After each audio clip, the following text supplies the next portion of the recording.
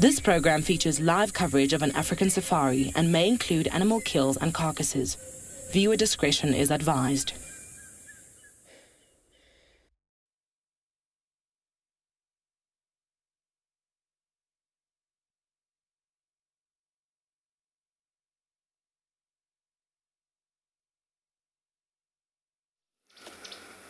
Good afternoon, everyone, and welcome to today's Sunset Safari. We've just stopped to admire some of the small things because, of course, on a safari out here, at least in the Lowveld, it's not just about the big things. The small things matter too, especially when it comes to insects. It is summer, after all. So I'm going to bumble, see what other signs of summer we can find, and it's that time of day for you all for your live safari through the African bush.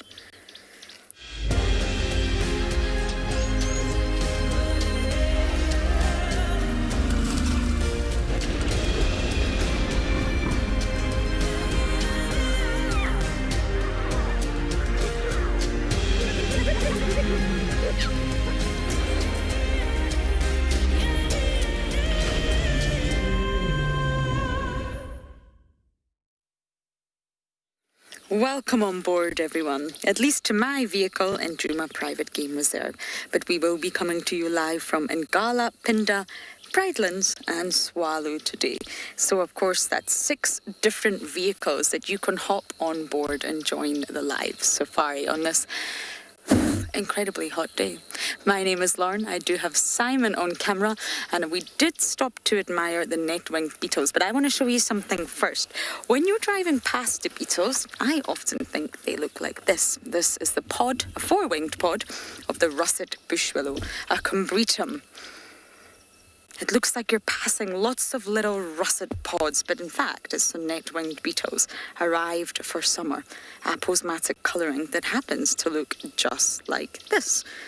Now it's a toasty 32 degrees Celsius and 90 degrees Fahrenheit today, so it's very, very warm. And Simon can just give you a view of the actual russet bush willow up here.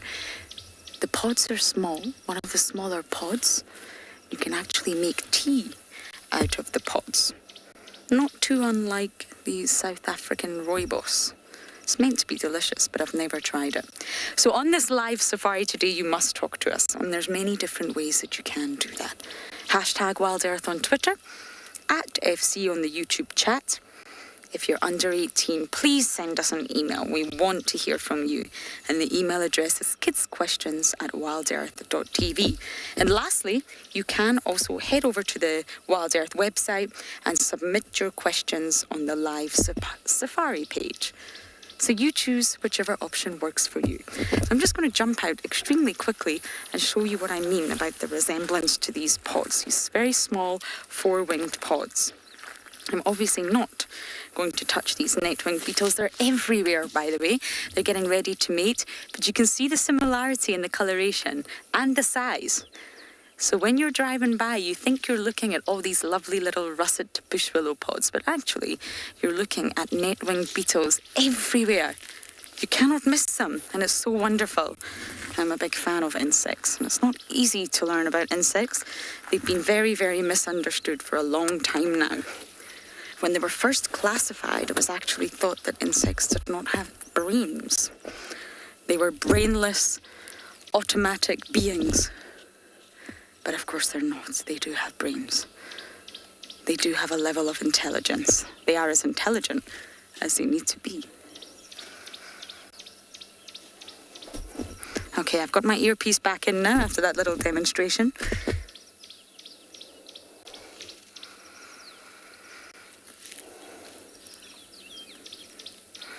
Rosalind, I believe they're vegetarian. So net-winged beetles do eat the plants out here. And if I'm correct, I will check that for you. The toxins bioaccumulate, and bioaccumulate just means they build up in the body.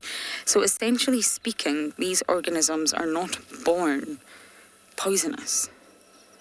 But due to what they eat, it accumulates in the body and it stays there, and that essentially makes them poisonous and unpalatable for other organisms to eat. Lots of plants out here can be sort of poisonous, but maybe not to the insect in small quantities. But the more it eats, the more it builds up in the body, and that's what we call bioaccumulation.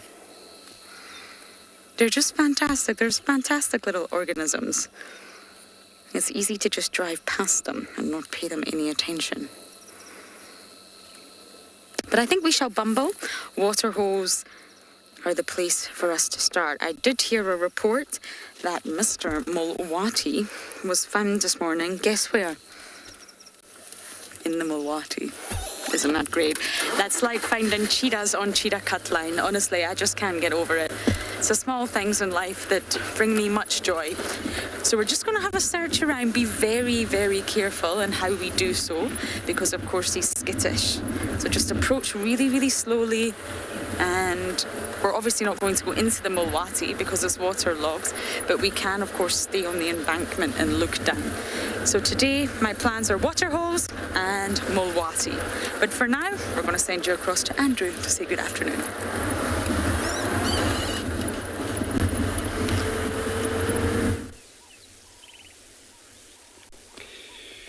Good luck, Lauren. Checking the rivers. Good afternoon, everybody. My name is Andrew. On camera, I have Davey again this afternoon. So we came to the very much high ground. Where now, when you look on the far distances, and this is where you see the whole landscapes back there. So we are west of Djuma at the moment, where everything you see back there, it's whole of on the eastern part of a Djuma property itself. But now we got somebody who's singing down there, right up in that tree. Hornbill. It's all about giving its call. Southern yellow-billed hornbill. Communications. In this heat of 32 degrees, 90 Fahrenheit.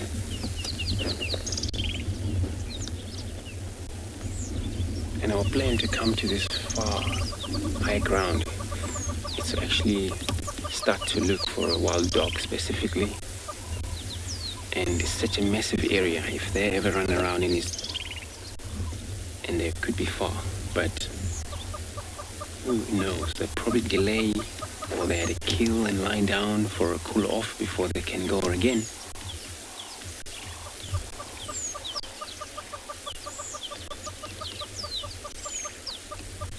As you can see, all the trees are all beautiful background scenery back there.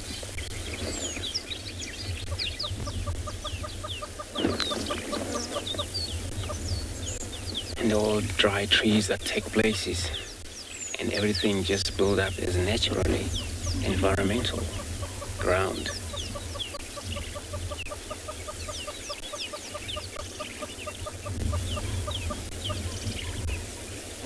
And these are knot thorns, acacia, nigressus trees, mainly favorite for elephants to peel the bark off, even though those are actually killed by elephants anyway, dried off. So I'm gonna carry on, check shadows around watering hole as well, like Lauren she's gonna do, but specifically for dogs. I know Tingana will be lying in thickets. We'll check that later, but I wanna find the dogs, see how they're up to this afternoon.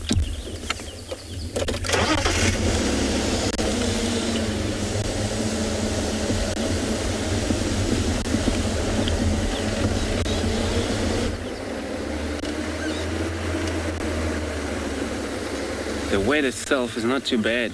Oh, there and there, cloud, open up, cloud every now and then, open up. So such cats that can still do their movement. Those are full stomach, then they can take it easy and shed.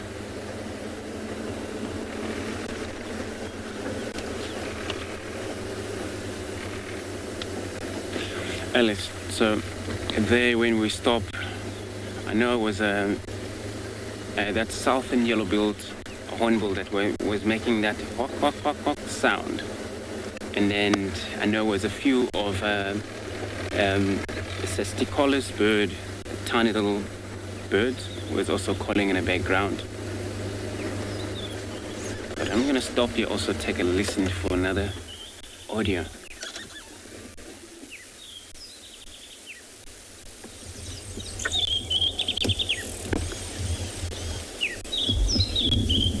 That one that you can hear pretty much louder now. It's one of the subwater lock. They're actually bird so small as well. They're ground birds that forage through grasses.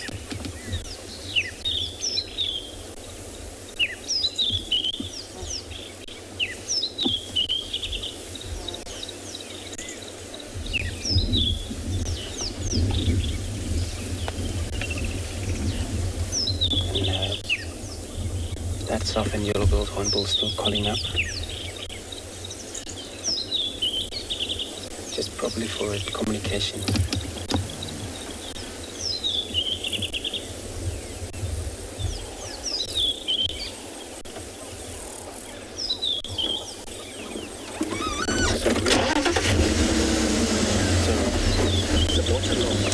Are they one of the birds that you often find them in the very open patch? And those are also can be very noisy birds sometimes. And they don't actually stay in group one at a time.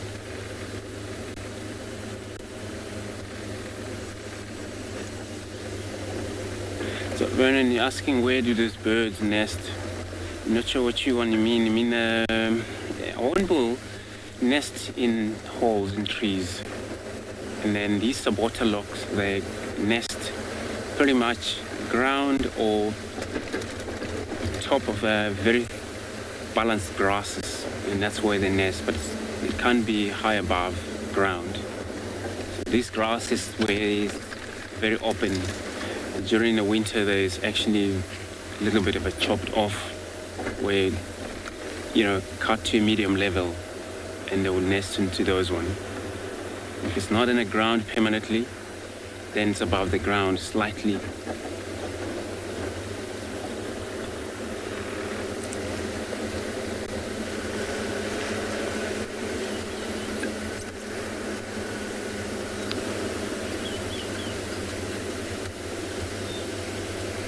But yeah, most of these tiny small birds, they nest in trees, branches, like finches.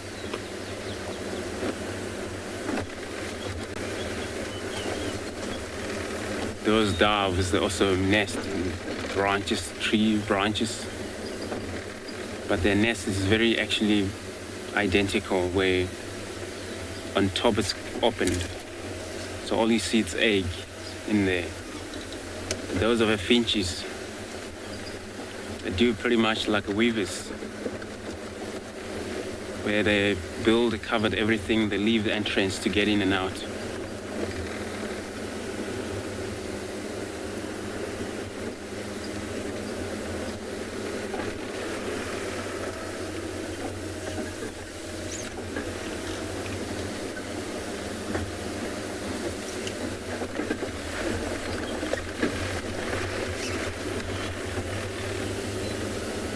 These vultures as well, they build nest, but pretty much to the high top end of a tree.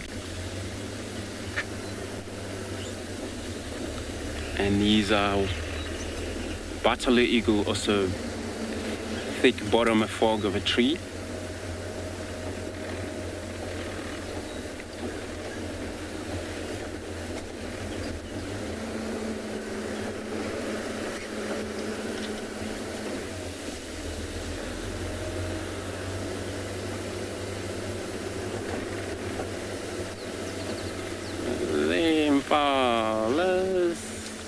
In shade. Just gonna park here.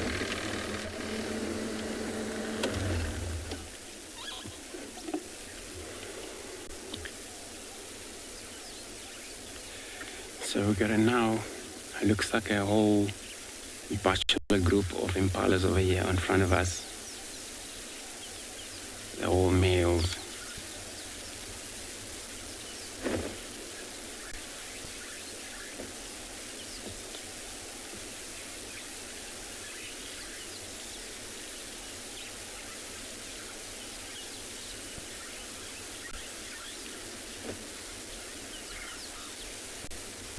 So male impala, they're more likely to group up in a number of anything from 8 to 12 sometimes, 18 in a number sometimes.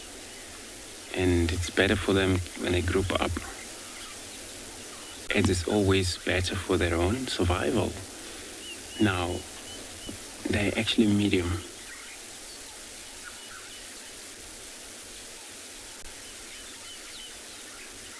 So they're actually medium animal around here. So I'm going to carry on with my search here. In the meantime, I'll be sending you across to Ngala to greet everybody at the watering hole.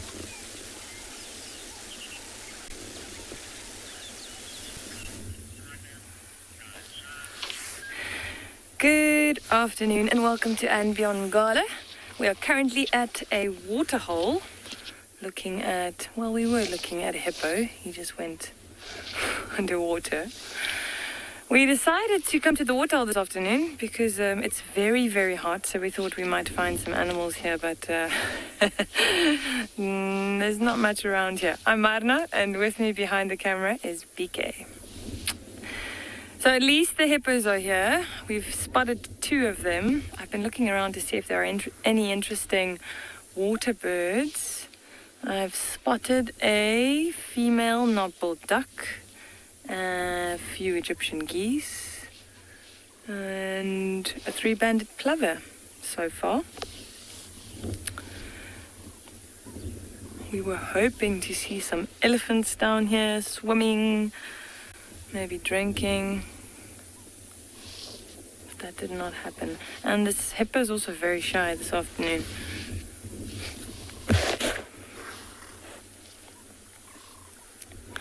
Like I said, it is a scorcher. It is really hot. I'm not exactly sure what the temperature is, but believe me when I say it's hot.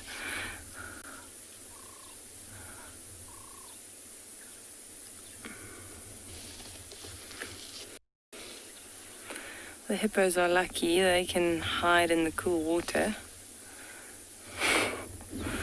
We can't do that.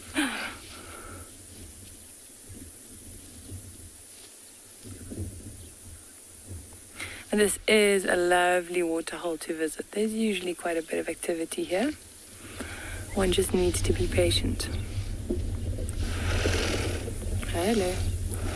Oh, okay, there was a youngster next to that female as well. So then there are actually 3 hippos here. The last time I was here, we only counted 2, so I didn't know there was a youngster. That's quite nice.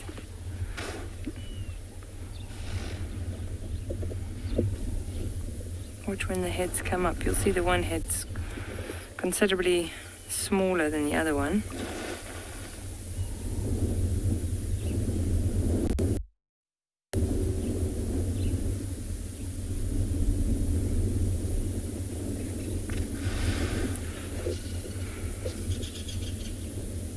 Let's see. Oh, there are 3 there as well. So there are 4 hippos here. Look at that. There's a tiny one to the left there. Some cuckoos calling behind us.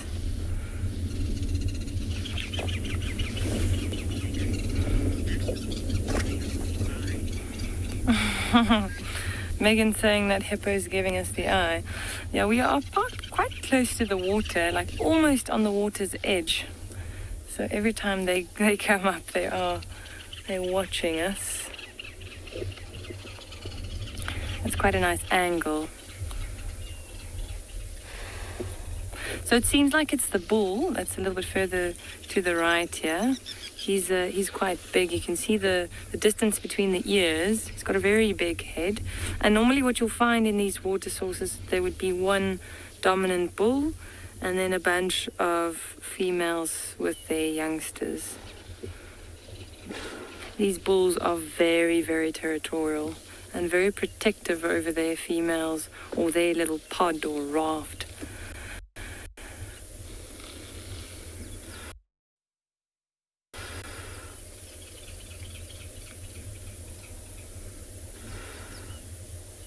Sometimes you'll find other bulls around. You might see younger bulls in the water as well, and as long as they don't challenge this territorial bull or the main bull here, he might keep them around. But otherwise they'll fight. And the fights can be brutal. They can really seriously injure each other. You can see quite a few little terrapin heads also coming up on the edge of the water.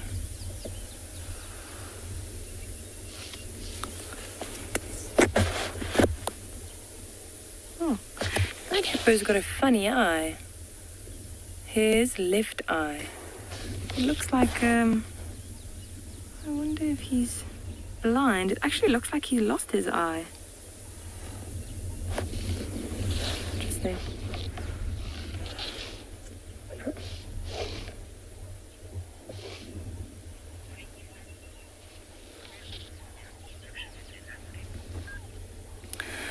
All right, we're going to sit here for a little while longer, see if anything else comes down to the water, and we're going to send you off to Tswalu.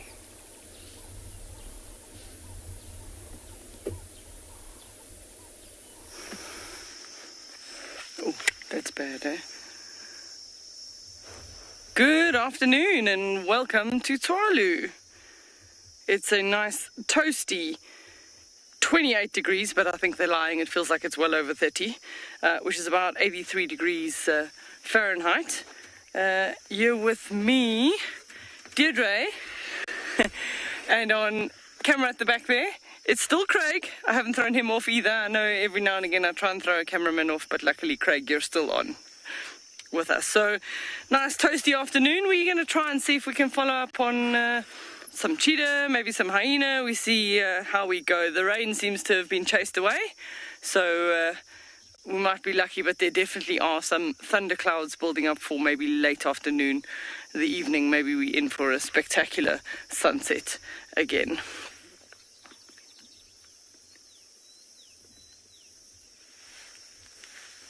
Just nice and beautiful.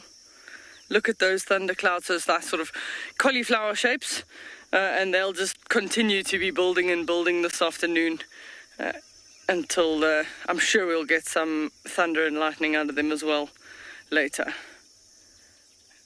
The Kalahari never complains about rain. We will take whatever we can get. And those clouds promise to be a really nice sunset.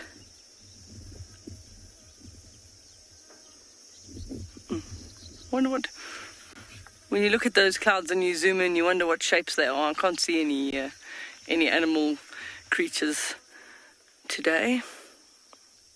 But send your questions to us at hashtag WildEarth and put at FC in the front of your question.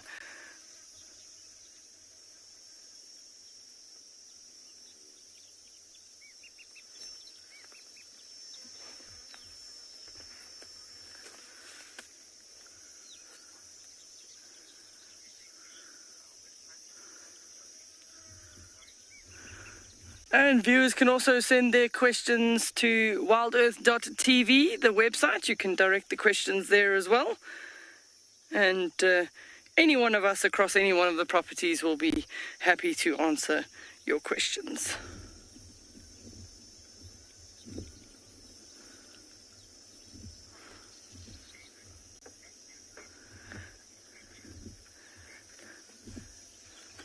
David, I agree with you. You saying that landscape looks like a lovely picture. It is picture perfect today, and hard to believe that a few months ago there was hardly any green around at Tswalu at all. It was just the red sand and some very, very dry trees. But we are very fortunate that we've had good rains this year, and they continue to fall. So all the animals in the Kalahari are definitely grateful for the abundance of grass that's popped up since, and it's a good time of the year for a good growth layer of grasses to come out. That's the Corhon mountain range that you're looking for there. A good home to find the Cape Mountain zebra, and often in the evenings, because it's so nice and warm and it heats up in the day, we also find the troops of baboons go up to the top of the mountain to sleep for the evening. Craig's just giving you a nice full view of the mountain range.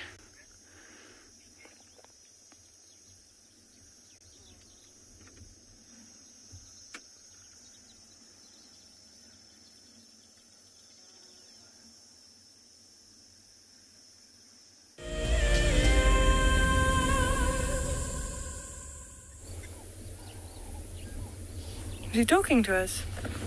Oh, I'm sorry, I wasn't plugged in. Oh, welcome back. So we're still at the waterhole, and we're just going to sit here for a moment and take in the sights and sounds.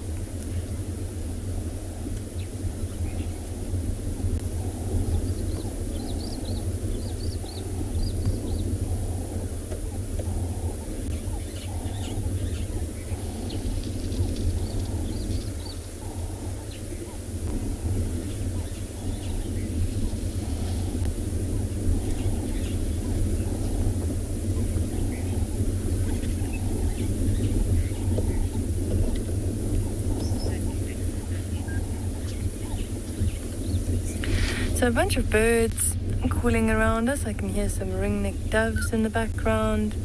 There's some Burchell starlings calling. And what you can see on screen there, it's called a blacksmith lapwing.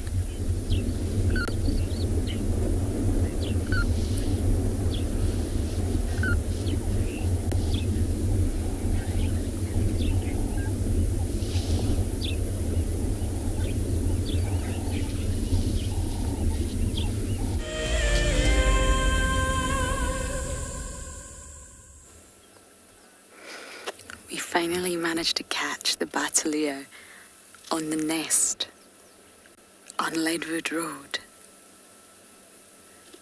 No sign of any movements of a chick. I don't know if there is a chick. I don't think there is just yet. And here's the battalier. How lovely. Now, battaliers are said to be monogamous. Sorry about that. But monogamy, as you all know, is a tricky one in the animal kingdom. In most species of mammals, at least, not birds, mammals are said to be polygynous. Now, polygynous is when a male mates with many, many different females, promiscuous. And this is due to the extreme asymmetry in parental expenditure. What do I mean by that? Well, eggs from females are huge. They're packed full of nutrients, and making them is extremely costly for any female. But by contrast, sperm is small and produced in the millions, and it's not as costly. And that's why evolution in a lot of animals and a lot of organisms, males have evolved to be promiscuous, because the gender roles are based entirely on the survival of the species. But with birds, it's slightly different. And they once estimated that 90% of birds are monogamous. But you have different types of monogamy. You can have social monogamy. You can have a pair bond just for one breeding season. So let's just say the summer migrants that arrive here for summer, they may meet up and they may stay together. They may have a pair bond just for that season. But then once they depart again and leave for winter, that's it. When they arrive again the next summer, they'll make another pair bond with a different male. So it's seasonal monogamy. And then you get real pair bonds, and that's what we're looking at here. We're looking at battalier who form long, I'm not going to say life, but long-term pair bonds. The male and female stay together for a very long time, And they will produce offspring together for a very long time. It's a prolonged period. So it's not just seasonal, it's not just short term. They really, really are monogamous, and this pair bond persists for many, many years.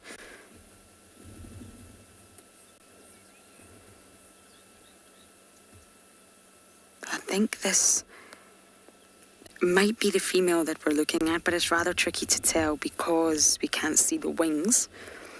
The male normally builds the nests, and that can take up to 6 weeks if it's from scratch.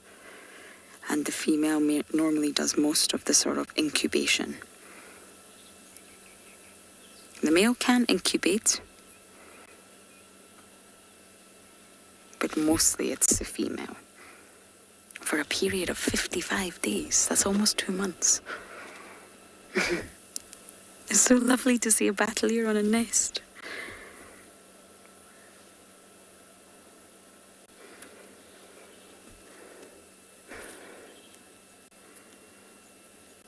Suzanne, you love the battaliers. They're stunning. I know. You can't help but not love the battaliers. Still fierce. A type of snake eagle, not a true eagle. A raptor, you can see immediately from that beak, but the coloration is just incredible. Cerathopius equidata, or equidatus. Never forget that Latin name. Marvelous face and no tail. So accurate.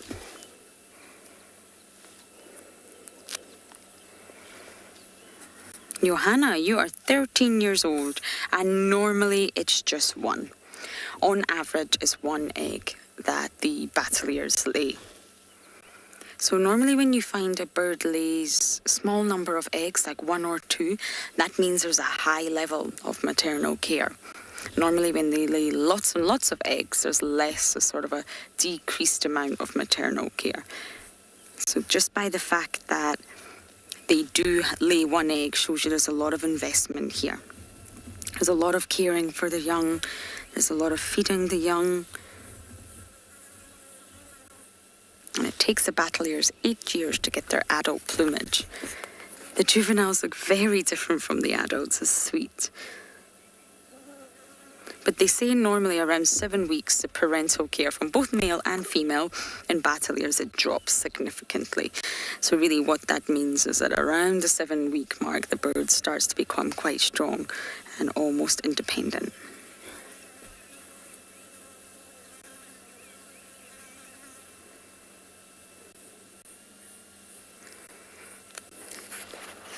What a lovely sighting. I've been waiting to capture this battalier on the nest. So we're just going to slowly scratch around for any signs of Mowati. But for now, we're going to send you guys across to Pinda.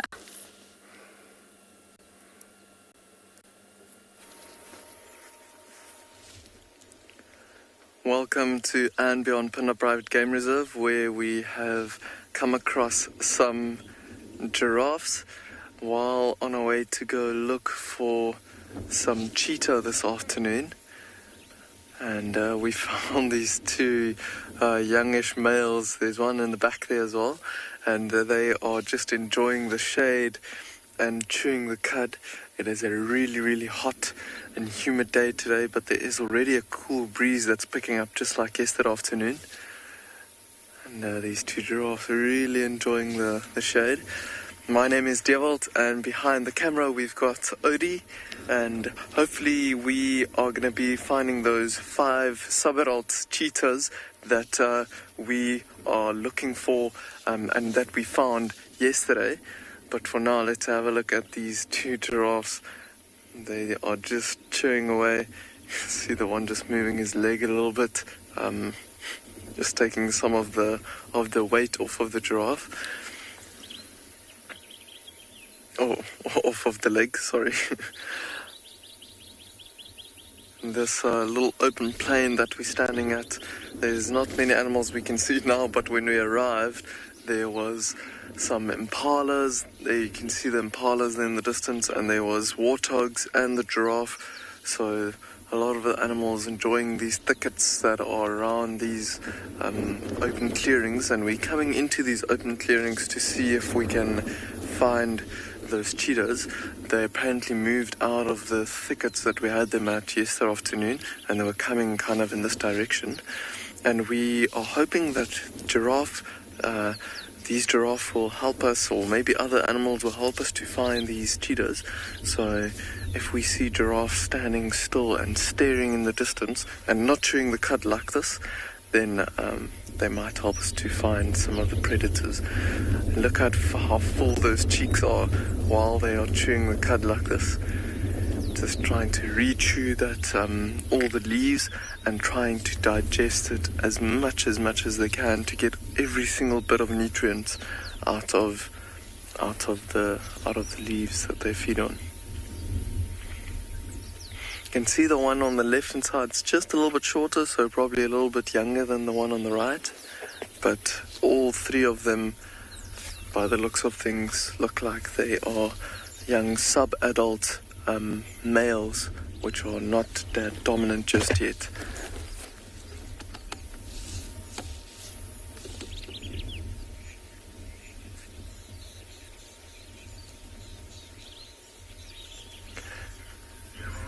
Grayson, you're asking what animals we see most on Phinda.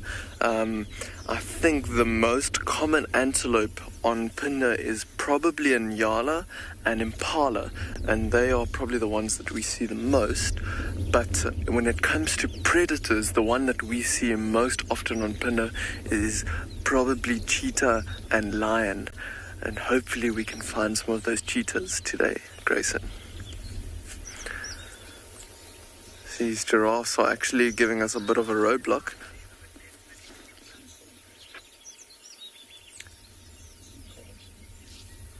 And there's some wildebeest that are now coming out behind the bushes. In between the impalas, there you can see some of the youngsters as well. Some wildebeest calves, and then they just disappearing behind the trees as well. Oh no, there's one or two more. And they're all coming here, especially the wildebeest, for the short grass that's growing here, short green lush grass after the last bit of rain. It's already starting to dry up a little bit, but already all very nice and green and nutritious for them to feed on. And we'll be listening out for the impalas and the wildebeest's alarm calls while we are looking for these cheetahs this afternoon. These giraffes seem like they are starting to get a move on. Or not just yet. And the wildebeest calves and everything, they're all moving around. I think it's starting to cool down a little bit in the afternoon with this cool breeze coming over now.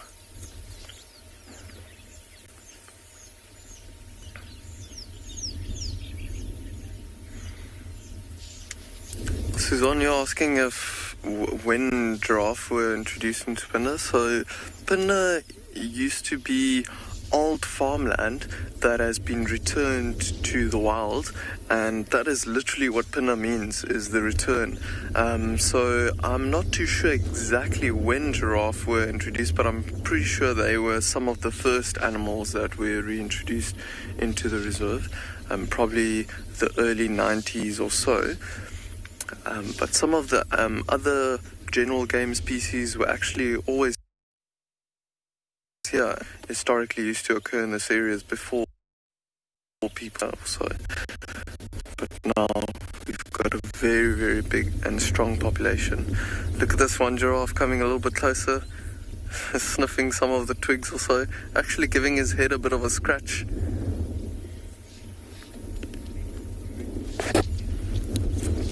But for now, I think while this giraffe is scratching away, we're going to give him some privacy, and we'll send you over to Lauren where she's got some elephants, and we're going to see if we can keep on looking for those cheetahs.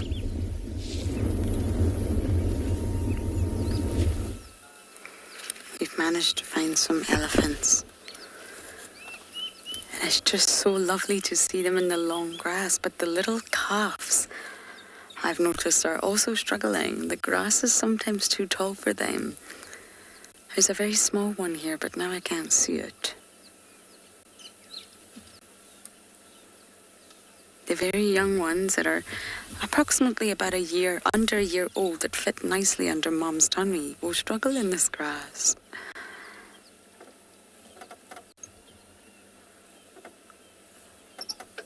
But for the others, it will be absolutely joyous.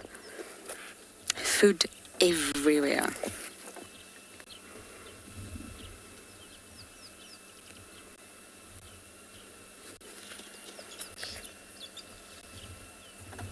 Flapping their ears quite happily, trying to cool down. But Simon and I were just discussing it's actually cooled down quite a lot since we first came out. I didn't pick up on any signs of Mulwati. We can't drive the actual Mulwati, which is completely understandable, but it makes it tricky to find the cat that's actually in the Mulwati. And will he still be there? I'm not so sure. But given by the sighting that Andrew had of him the other night, he's possibly becoming a little bit more relaxed. I'm not saying completely relaxed, no. That'll take time. But a little bit, yes. The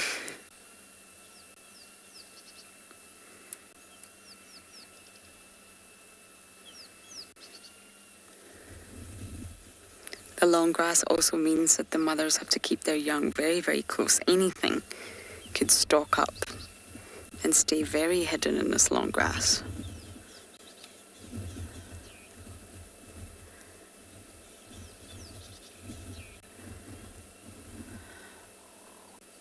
And we were just talking about polygamy or polygyny.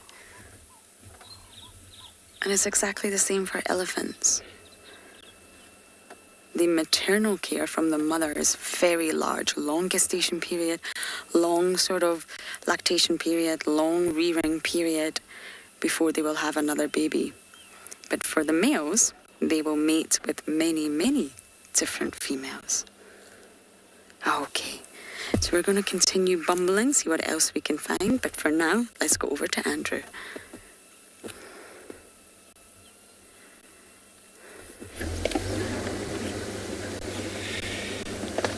Thank you very much, Lauren. So now we got a visual of our wild dogs. Yep. And you can see here, it's 2 bushes. We had to off-road coming into the area here, check around, and we got them.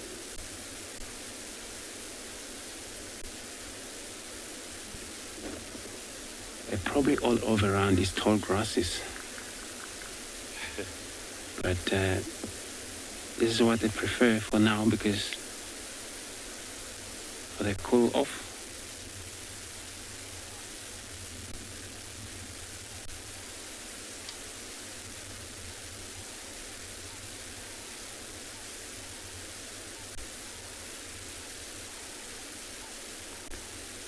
In fact, it wasn't easy. If it wasn't that one that stood up and moved slightly and then could see just the ears, then we wouldn't know.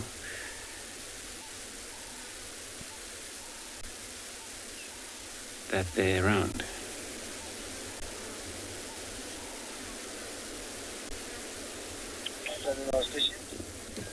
So, in this situation, we're gonna have to take time here, and then just to see what is gonna happen. But it's not yet time where they're gonna run around now yet.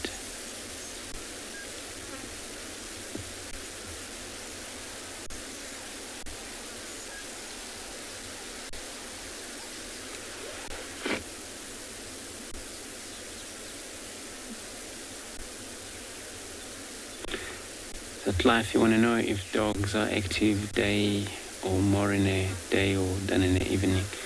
So they are actually day animal. They do a lot of their activities in the daylight. In the evening where it's very dark, they're more likely they can still run around a bit, but not safe for them. Hunt at night is not safe for them. Have a lot of a challenge with another biggest carnivore out there, such as a lion, leopard sometimes, that could sometimes kill them at night. So it's better when they do that during the day, and they can see where they're running into. They can manage. They're operational.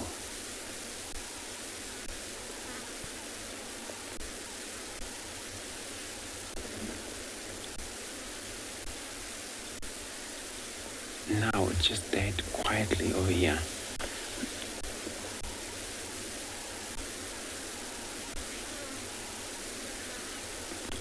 So, Safar, you're asking why were the wild dogs in dangers? So it's something to do with their habitations. So their habitat, it's got to be something that sometimes it can bring them down. A number of species that can hunt also, that can be one of those. And they understand one of the other situations is that alpha male and alpha female control the whole pegs. And the others, they're just assistants here. Sure, I just heard it. I don't know. It's kind of like maybe they're running movement in the grass, in the bush.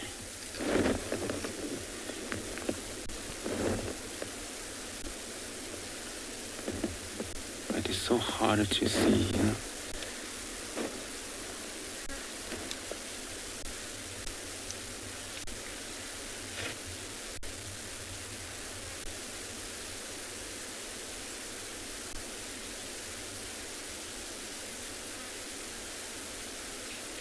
Or mainly of a disease, but yeah, those are the main fact.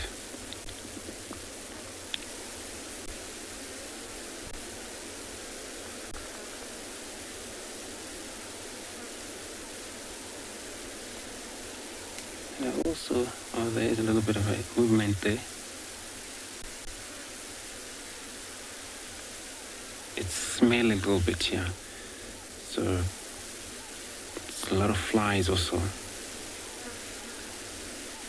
But we cannot see what is happening in this grass, is what they got.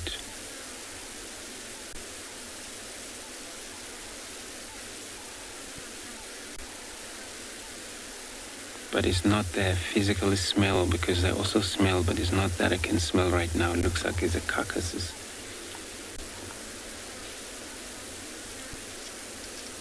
Like kind of a rot meat.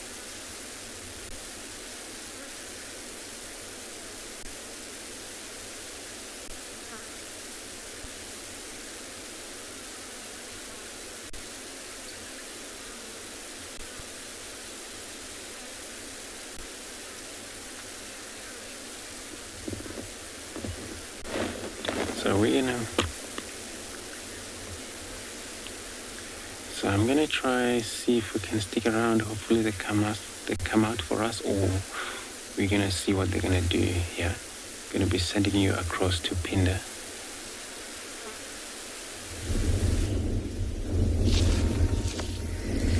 We've just come across these zebras here, but they were calling and chasing each other earlier.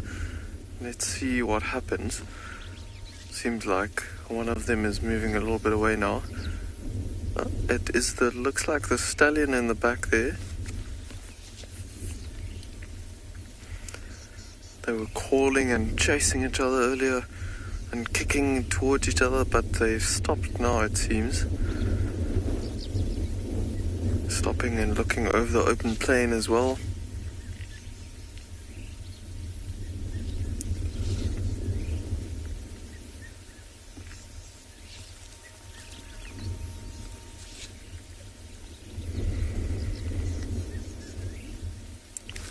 Have a look through the binoculars, see if we can see how many of them are stallions and how many are mares.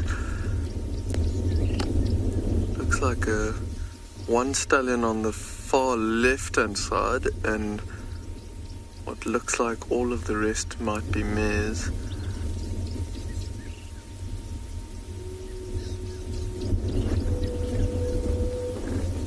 So low, the one in front stomach is hanging. Oh, and the one that's second from the right has got a very low stomach as well, quite big,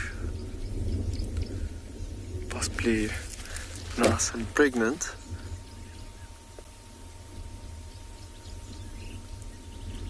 There was quite a bit of biting happening earlier.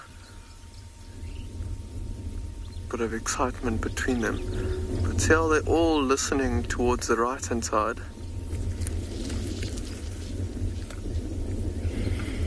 Gwendolyn, you're asking why some zebras are darker than others. So I don't know if you have ever heard of that there is more than one different species of zebras.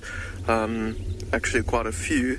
But with these plain zebras that we've got here in front of us, they might just be darker because of rolling in the dust maybe, or even the pigment that their whiter shades are can be from genetics as well. They all are very unique. Some of them have more pronounced shadow stripes in between their main stripes. So very unique, each and every one of them. But most of the time when they've got a bit of a brownish shine to them, especially on their backs, it's from rolling in the dust and dust bathing to get rid of some insects. They're actually hiding away from us now, just behind that one green little bush there. But I think there might be actually a few mud wallows close to where they are right now, where the water is lying a little bit, but also where the grass is very lush. But I think we are gonna probably leave these zebras and let them be, and we'll send you over to Tswalu.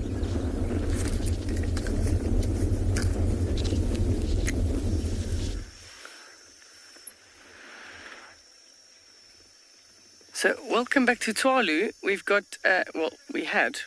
He's just disappeared. Here comes he sneaking out. It's a northern black Corhon. But we've seen him and he's trying to avoid us. He's trying to hide from us, but he wants to stay within his territory because he's been making noises as if there's possibly a female in the area. And they also got quite a nice breeding display. They sort of fly straight up and then sort of cluck, cluck, cluck, much like a very noisy chicken flying around. I'll let you hear him.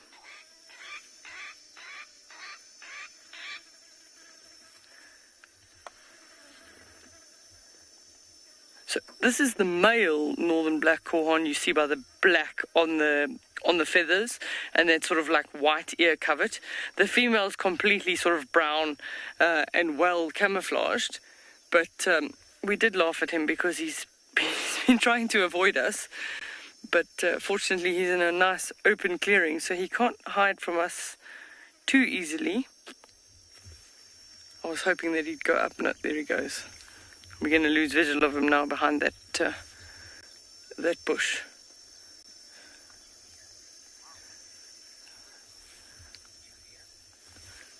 Julia's comment is, wow, this is a beautiful bird. I'm going to try and see if we can get another view by going back a little bit. We are in an area busy trying to help one of the guides locate a cheetah. She was seen just in front of the lodge drinking water not so long ago, so we are just doing some loops and circles. Some of the areas the grass is quite high, so a little bit challenging for the trackers at the moment. Where did he go?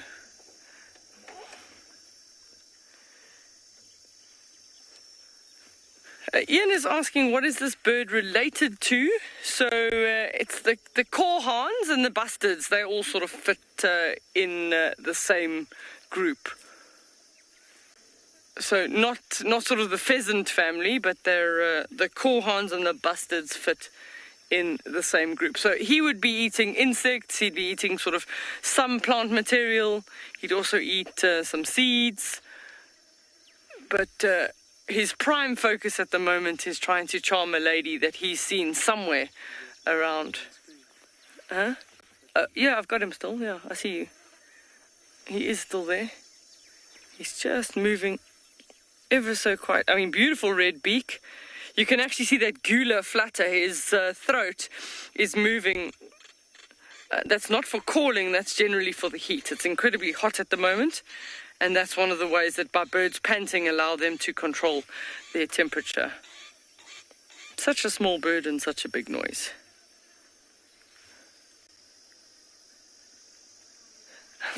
I think he thinks if he stands there, we can't see him. There, oh. You know, he's carrying about on his business there.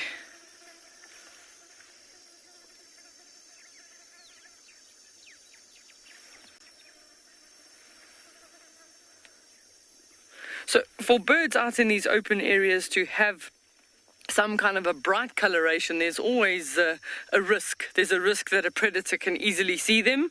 That's why these birds like open areas, and they also like to sort of stand on a termite mound or a raised stone or something like that so that they can be prominent for the female. But there's sort of at some point there's a cost that they have to weigh up pretty colors versus camouflage coloration. But in the males it tends to be, some of them are fortunate that they can just sort of switch on their breeding plumage based on their food source in the breeding season. And then for the rest of the year, they can just be cryptically camouflaged. So the Kalahari tends to have most birds that are just sort of cryptically camouflaged, relatively dull. We do get the odd sort of roller and bee-eater here, but we don't have large sort of numbers of colorful birds here. Everybody gets exposed in this environment, so most of the birds will tend to rather be sort of brown or cryptically colored. And we do have a lot of the lark species. They'll be quite difficult to identify. You've got to look at certain features on them in order to see who's who. We might have had an update there, but you can sort of see some of the cloud build up there in the northern areas. We're hoping for some rain later.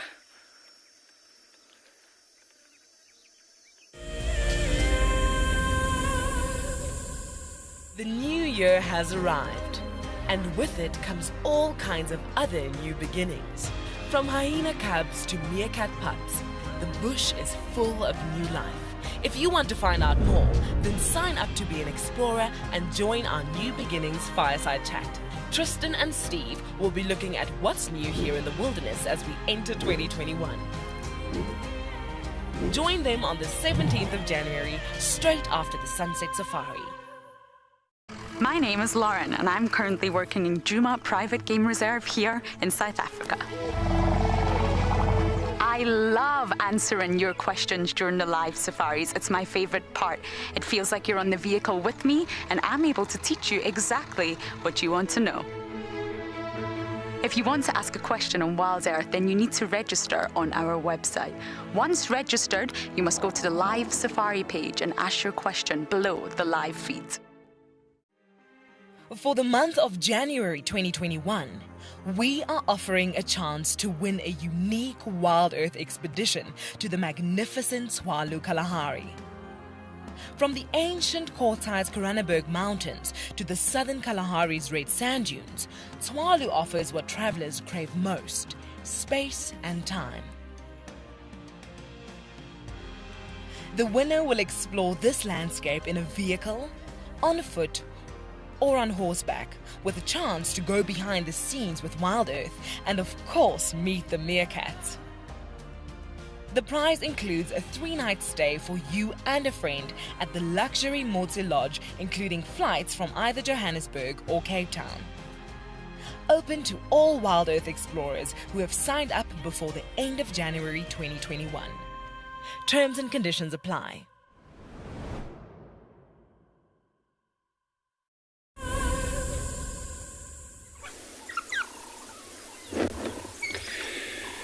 So we're still now here with these dogs, but all year it's a lot of calling inside that bush.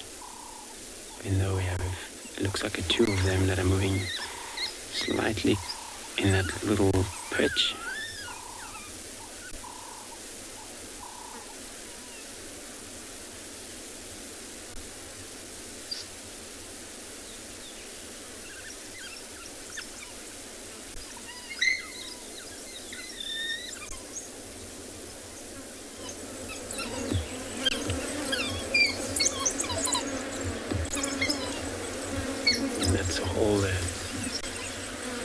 youngsters within the packs over here that are making quite a lot of a sound that they make. And that sounds take place probably when they're not. It's kind of like argument amongst the packs of dogs.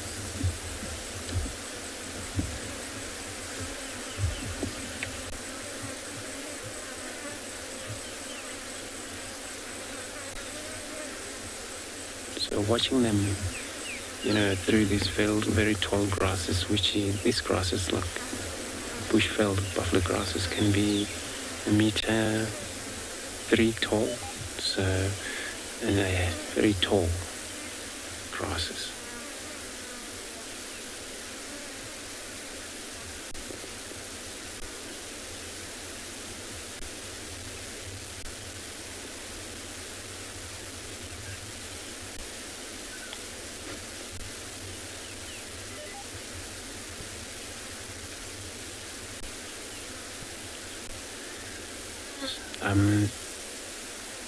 Do you want to repeat that question again? Den up or?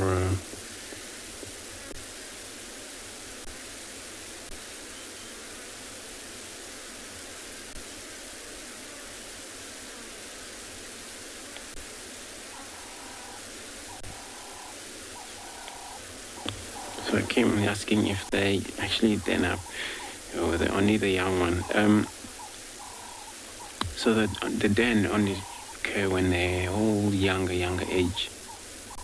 And then for that reason, it's because they cannot move for the parents during the hunt. And and then there's only few members, those are security left at the den during that denning time. When he's young one, still very young. And the parents will go hunt, often come back, give them milk, regurgitate food for them. But they have kind of an experience, bigger one that will take care of them for safety.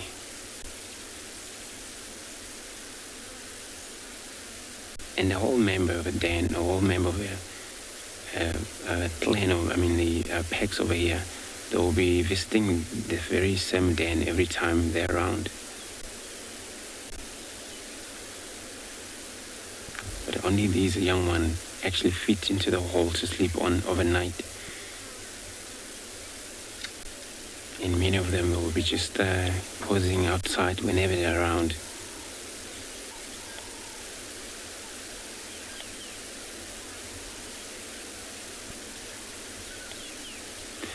So again, you say you love the sounds they make. It's kind of like you're right, squealing sounds like a bird. You heard it very right, actually. So there was a lot of argument in the background, but now all of a sudden stop.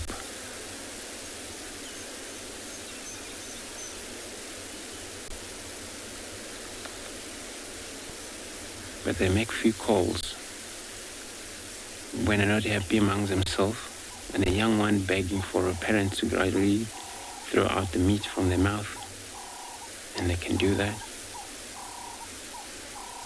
But when they see something, they can warn, kind of slightly bark, but very deeply growl.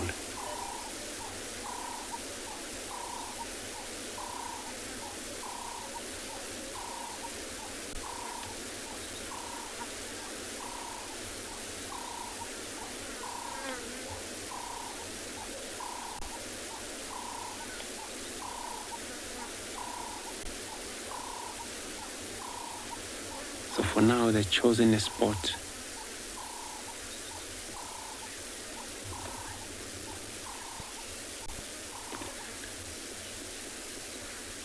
So you're on age 13, you want to know how do the wild dogs get their name? Probably asking as a wild dogs. And they kind of a family of dog, kennels. And of course, they would involve a few family of these dogs as kennels, domestic dogs, even Wolfie and these jackals. Yeah, it's probably what they get the name from. Or what I think I heard before is that it was Europeans named them. the wild dogs. Well, they're actually hunting in the wild. I think that's why they pick up the name.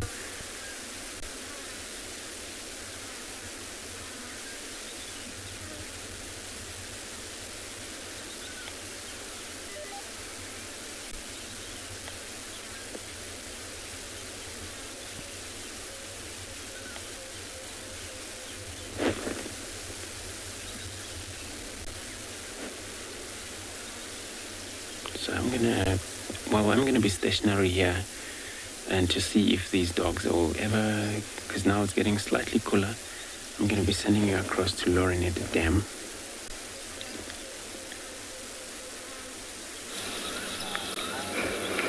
Oh, Andrew, enjoy the rest while you can. It's never easy with the dogs. It's always fast paced. Now we're at Chitwa, and this is a tree that you know. Oh, the fishy goes drinking on the ground, Simon. Do you see that just underneath the tree? Sorry, I got very distracted there. We were looking at the swallows. But look. Or maybe he's not drinking. Oh, yes, he's drinking. For some reason, I find it very sweet when birds drink. I don't quite know why. But again, another example of a monogamous pair, the fish egos. And just like the battaliers, it's not temporary either. It's a long pair bond. Of course, birds have to hydrate. It's foolish to think they don't, but it's quite rare to see the raptors come down and drink some fresh water.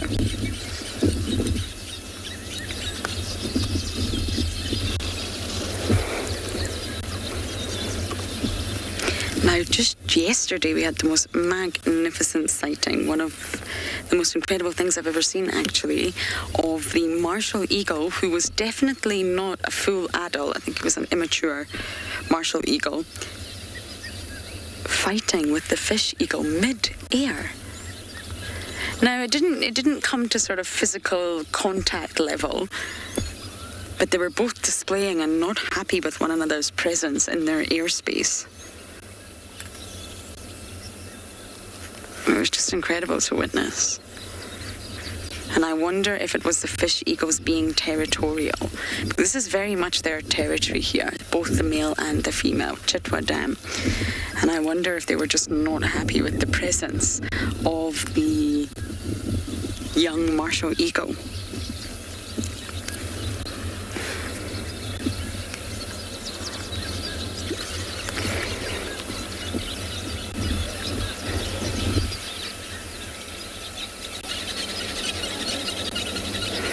African, I'm not sure if they biologically could. I would imagine so, but it wouldn't happen.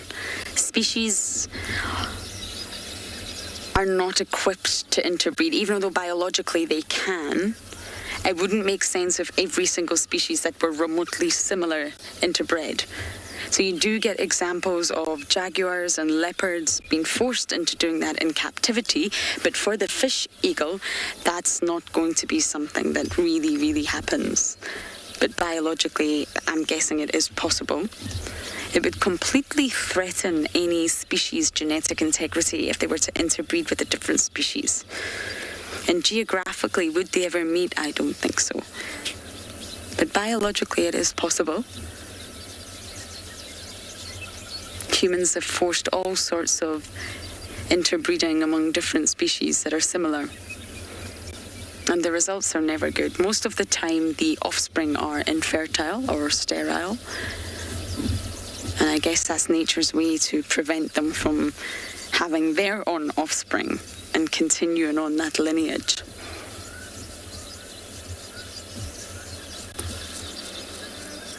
Gorgeous birds. And going back to monogamy, I mean, in the sort of...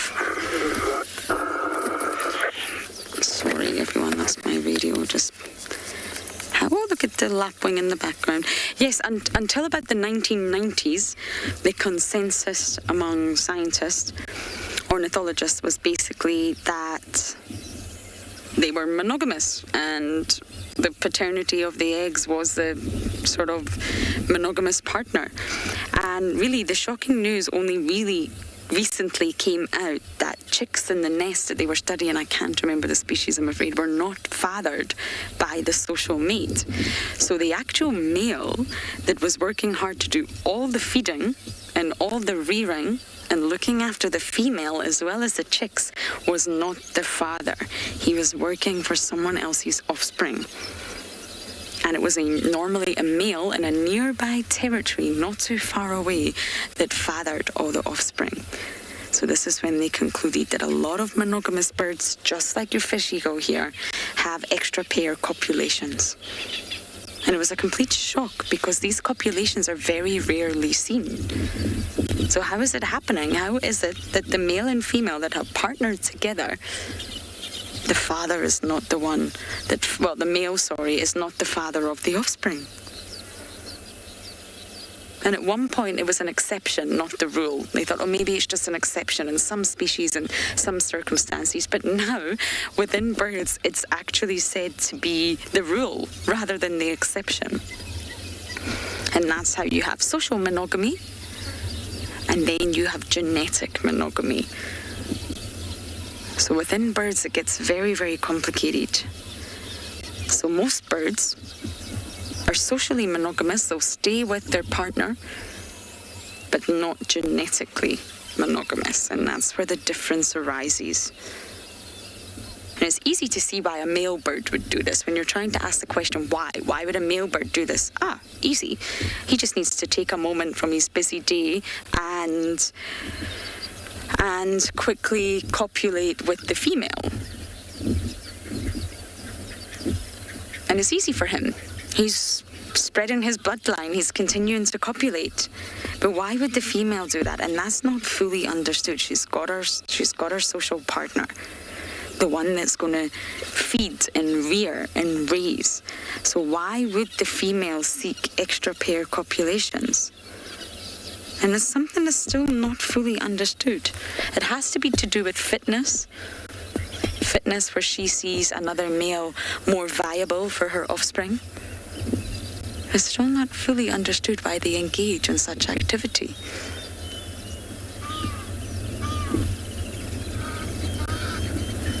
So when you say monogamous, you just have to dig a little bit deeper and think, okay, what type of monogamous relationship is happening here? What is actually going on? Is it temporary? Is it permanent? Is it social? Is it genetic? It's a fascinating topic. And any male will probably engage in extra pair copulation so that he can sort of cheaply increase his fitness. It's very easy, very cheap, very quick, and his fitness greatly increases with the more females that he does this with, and he doesn't have to care for them. Oh, Egyptian goose, you be careful. Tandy's son has a thing for the goose.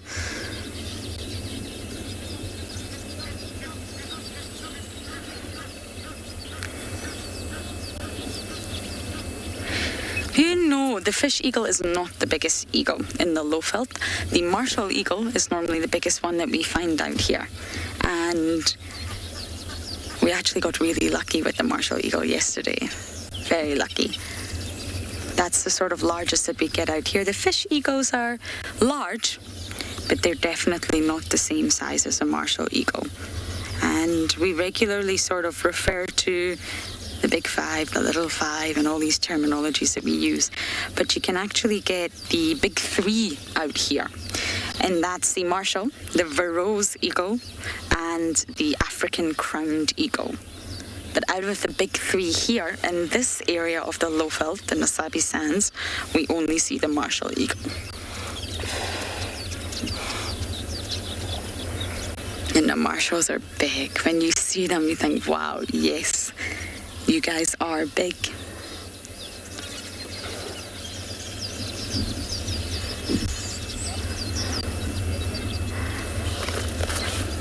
Okay, we're just going to scratch around Chitwa to see if there's any signs of Miss Tandy and Cub. But for now, we're going to send you to Swallow to see what Deirdre has for you.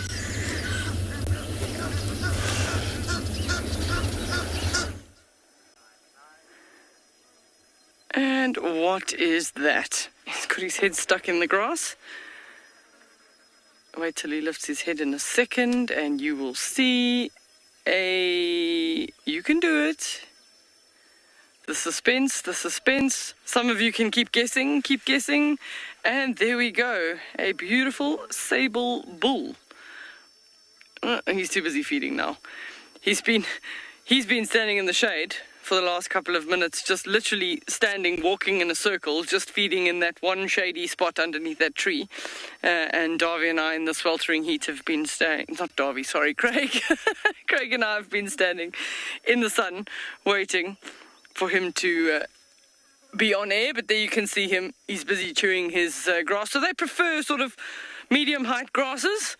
He won't really be eating too much of the sour grass. He's finding more juicier grass in between, but he is in sort of a sea or a carpet of sour grass at the moment. And you can see there the tail just moving quite rapidly, trying to get rid of all those flies in general, but the louse flies are like the little biting flies. He should be quite happy. He's knee-deep in grass. A couple of months ago, there was no grass to speak of. But he's definitely found something good to eat there. So the typical asymmetrical horns, or the idea is that they're symmetrical, they evenly match. So his are not perfect, but they're pretty close, and quite a nice big bully is at that. And you can actually see got a very thick mane. Lots and lots of hair on the mane. Sinak is asking, why do the sable have humps? So you're referring to that sort of high shoulder area. Most antelope actually have that, and that's just, it's almost like an extension of the vertebra. So the top of the vertebra has like a long extension, and it allows for additional muscle attachment. So it allows them to have good muscle attachment, to have a strong neck.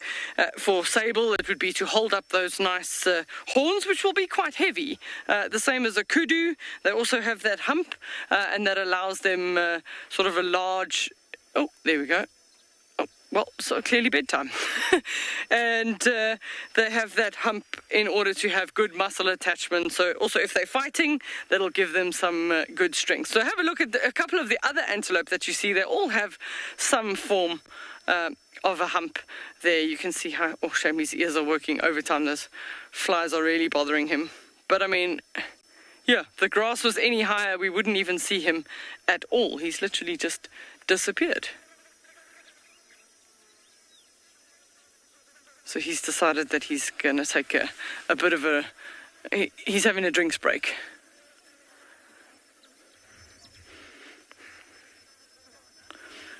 So, Carla, your comment is that those horns are magnificent. I agree. They... probably between them and the kudu bull, for me, probably the two most majestic looking antelope with those horns. And he in particular, this nice sable, is definitely a fine one at that. He can be very, very proud of that set of horns that he has. He's just peeping over the grass.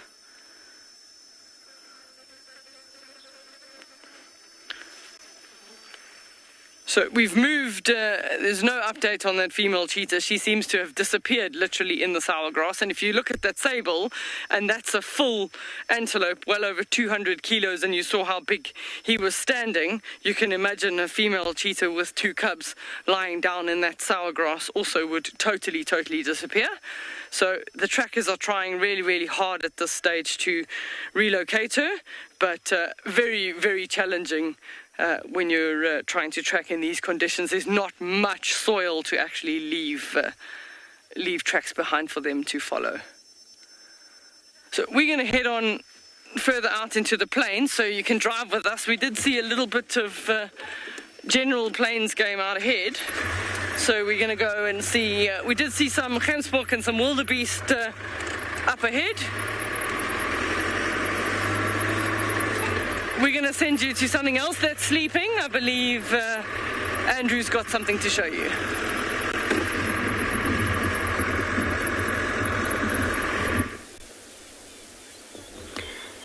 Good luck, Deirdre. And Well, I actually haven't moved here. I'm only trying to reposition my vehicle, but all you see along that grass is all ears twitching and the tails wagging every now and then of our wild dogs.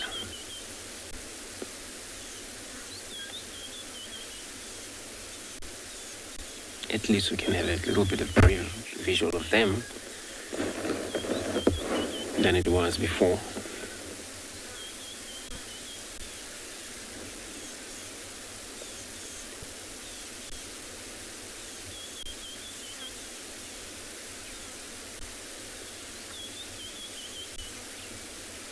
Right up.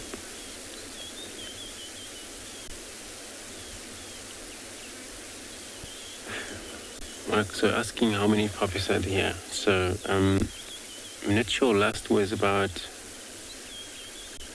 I think was anything from 7, 8 there, and I'm not sure. Actually, I didn't see them this morning. So, but I'm sure they are here.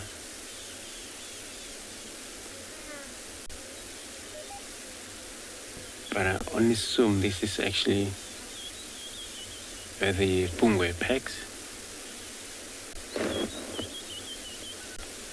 But we found out when they kind of like get mobile, we're trying to identify the packs.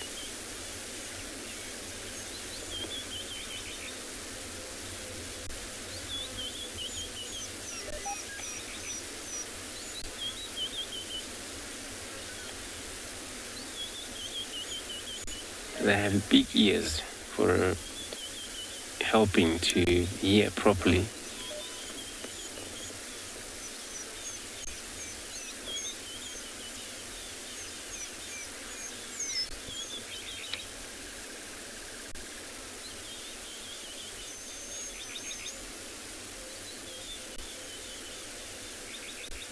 And they hunt by speed when they get mobile out here.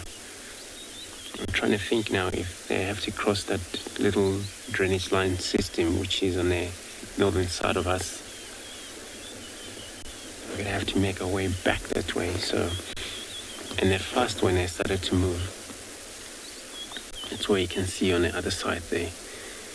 And if you can draw your line probably to the eastern right-hand side of the screen upwards, and you hit quarantine if they're going to head in that direction.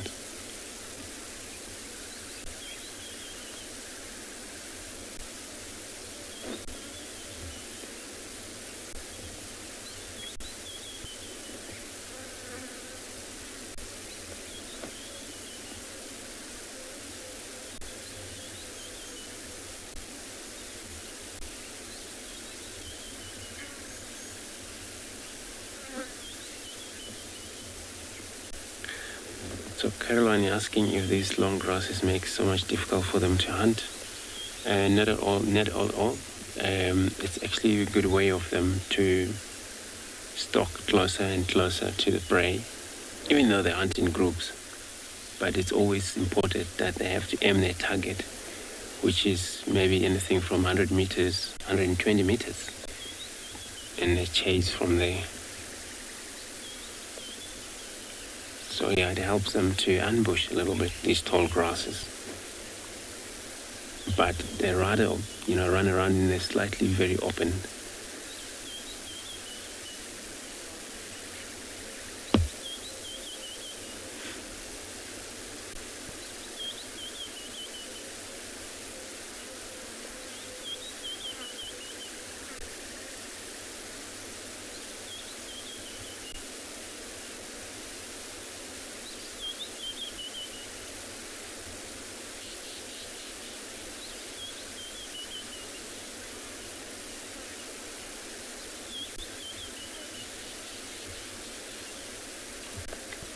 I'm Valley asking if the wild dogs ever take the other pack. So you mean probably the males?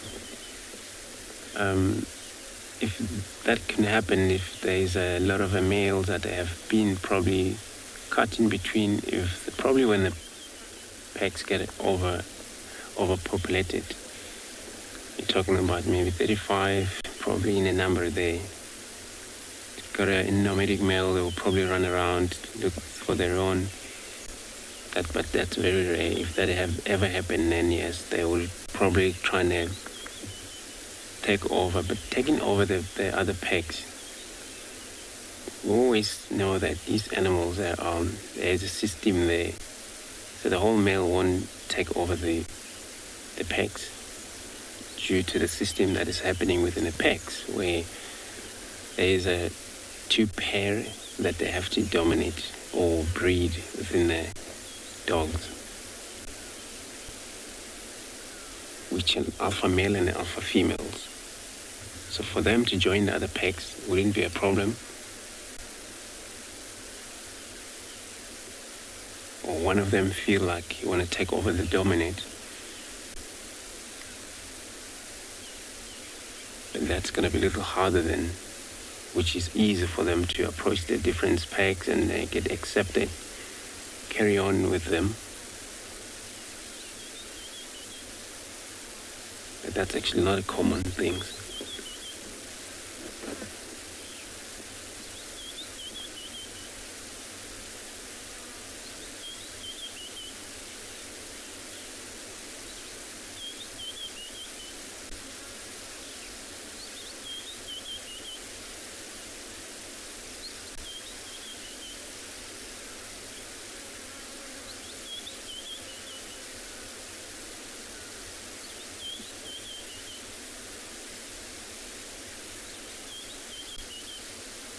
The silhouette of the grasses over here, it's all just an amazing. All you see through the background there is a dog. One dog with his ears flipping up.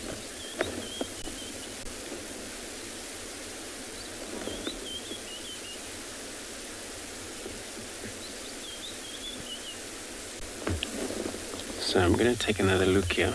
And then I'm going to help the other stationer get into this position because it's impossible for anyone else. So I'm going to stay put.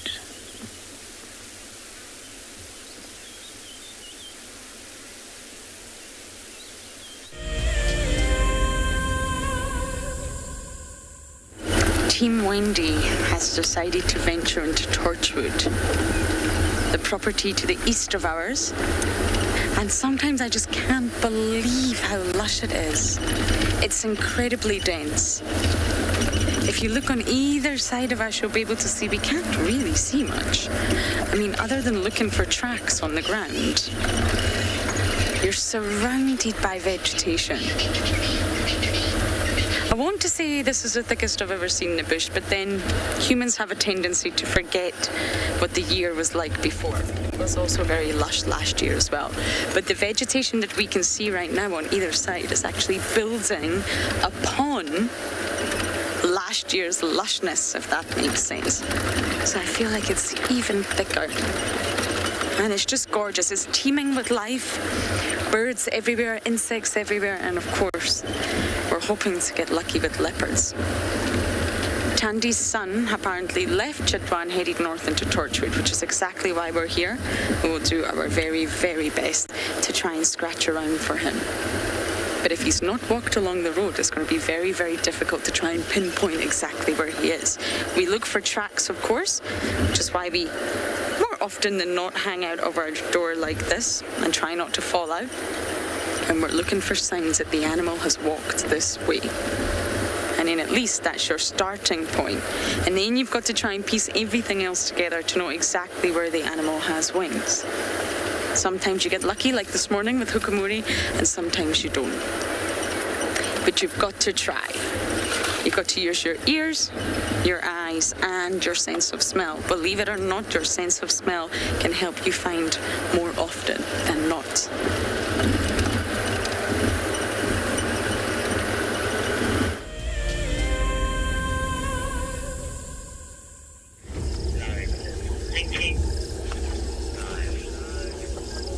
Beautiful, sunny, warm and humid, low-felt summer afternoon, sitting at Leopard Dam, the site of a beautiful elephant encounter earlier today. Right now very quiet though, wondering when an animal is going to turn up because it is very warm. Hi everyone, my name is Mike Anderson, behind the camera is Gert, You join us at Eco Training Pridelands Conservancy, where we are just waiting to see if anything will come to this very beautiful dam to have a little late afternoon drink. In fact, I see a few impalas in the distance making their way across the road on the other side of the dam. A few monkeys that were here a bit earlier as well. You can still just about glimpse those monkeys there amongst the trees doing their monkey things. As you can see, just over there next to the knob thorn over there. Monkeys probably feeding on some of the insects and maybe some of the sap on the knob thorns. Mostly just trying to stay out of the sun. It was very warm. Very, very peaceful though.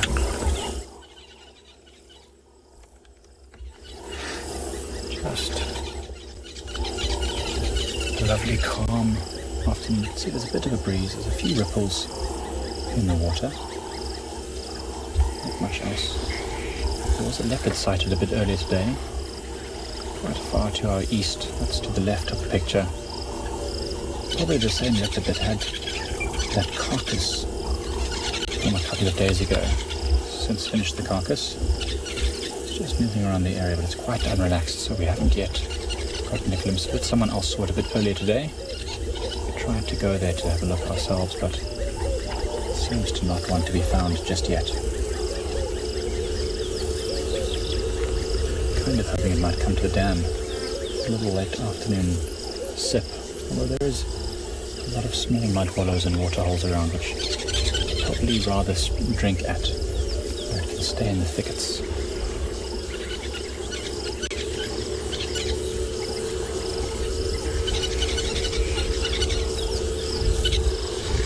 Very peaceful.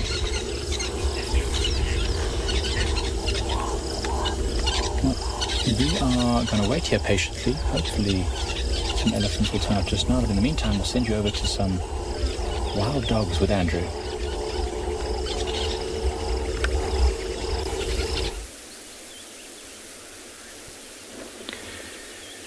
Thanks, Mike. We gotta still the dogs here.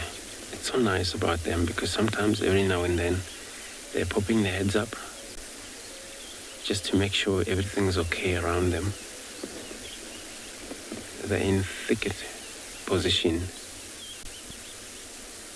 Only problem that will worry them, it's other carnivorous species as lions approach this area. Then it's going to be disaster. That's why they always make sure that it's safe around them.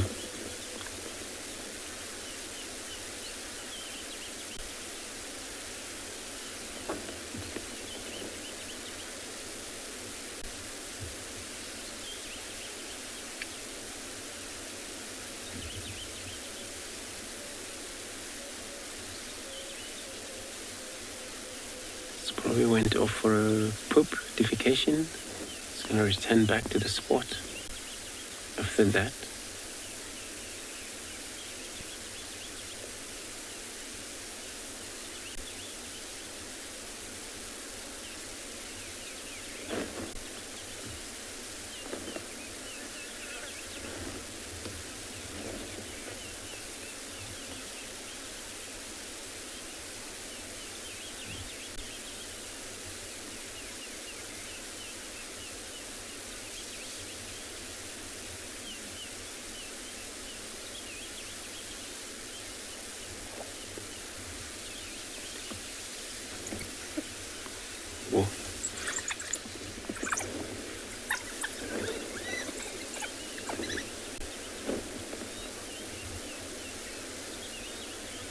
One of the adults that show a little bit of a vomit for these young ones.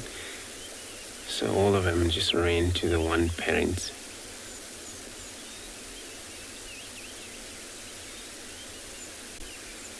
So they still rely on their mother, this one. They can eat for themselves whenever there's a kill available. But the parents has to make sure they keep amount of food on their tummy during the resting period of the day, so that they can throw out for them quite a number of times so they feed.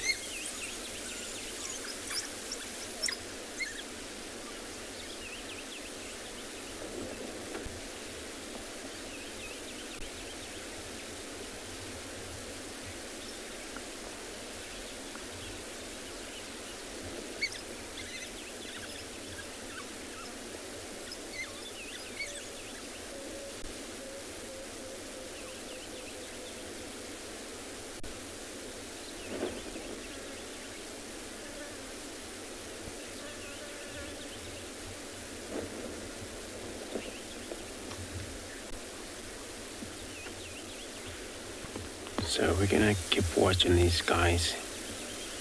We'll probably get mobile soon and we'll see if we can keep up with them. I'm gonna be sending you across to Lauren with the cat in the shed.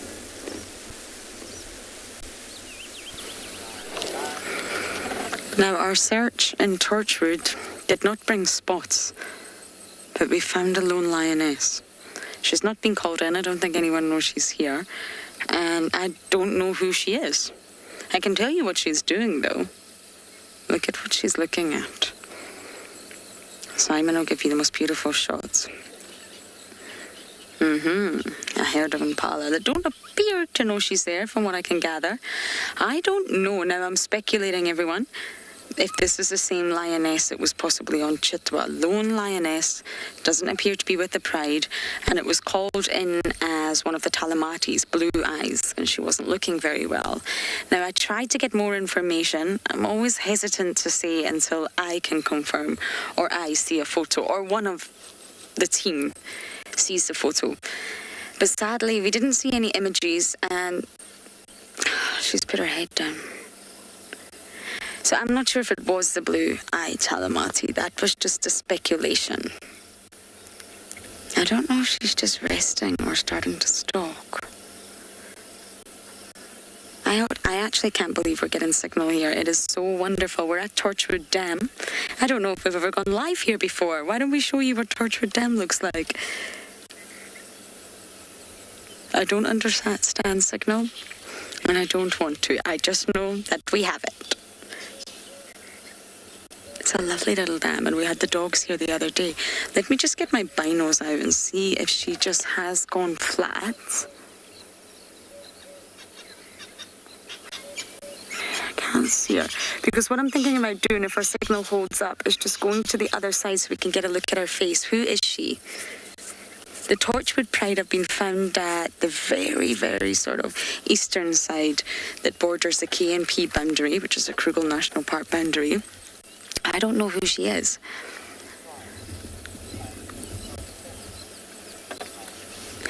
Oh, see, in the Sabi Sands, I could not possibly answer that question, but in the northern sector that we traverse, the Sabi Sands is very large. Let's see if we can get round here. We normally see the Inkahumas. The Inkahumas were very much our dominant pride for a long time, but we haven't seen them for quite a while. They seem to have shifted a little bit south. And then we have the Talamatis, and the Talamatis have very much became a dominant pride around here. Then we have the Torchwood Pride that we don't see too often, because they're normally a little bit east, but we definitely can see them. I'm just not too familiar with them.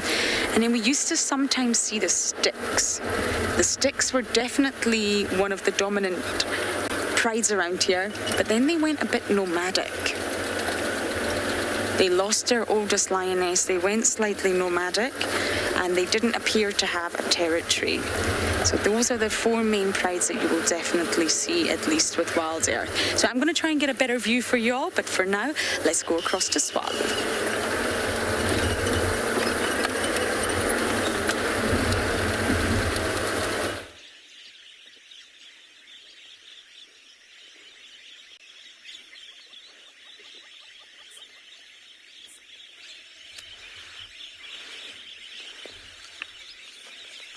Well, look what we've got there. It is a booted eagle. A beautiful booted eagle.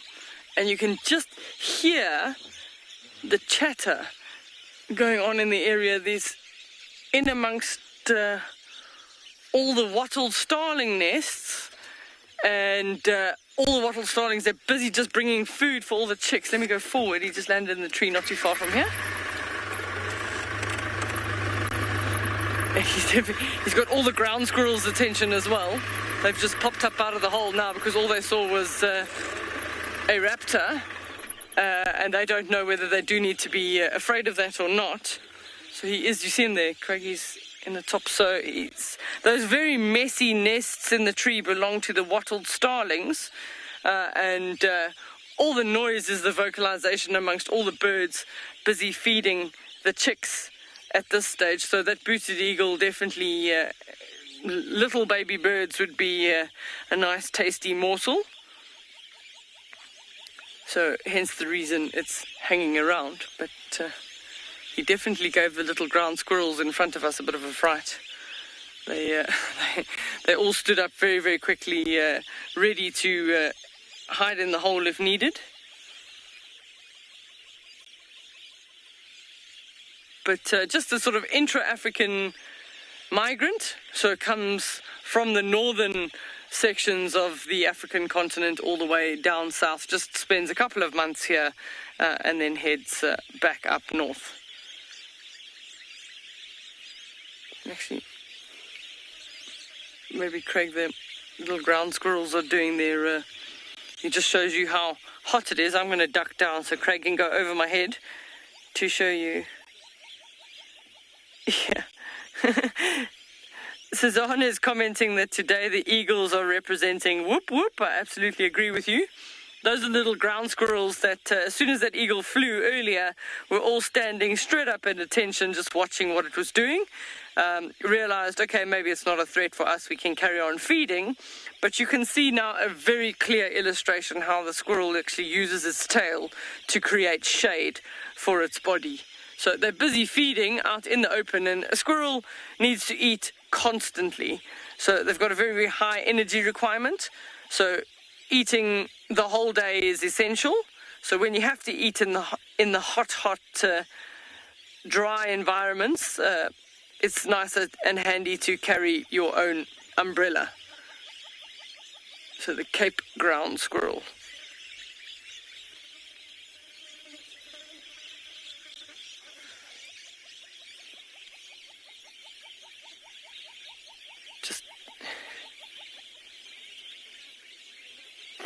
They'll mostly live sort of groups of females, and then groups of males will live separately, and then only if a female is in estrus will they court her.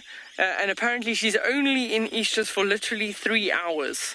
So the right male has to be with her at the right time in order for her to fall pregnant.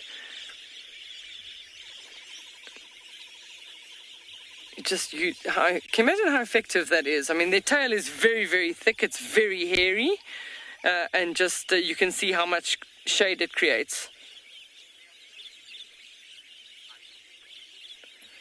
Iceline is commenting that they are so cute. They are quite cute, especially when you watch them eating with their two little front limbs like that. But you can see how effective that shade is. I mean, look at the one on the right in the sun versus the one on the left that's got his tail up over his body. He's in complete shade of his own making.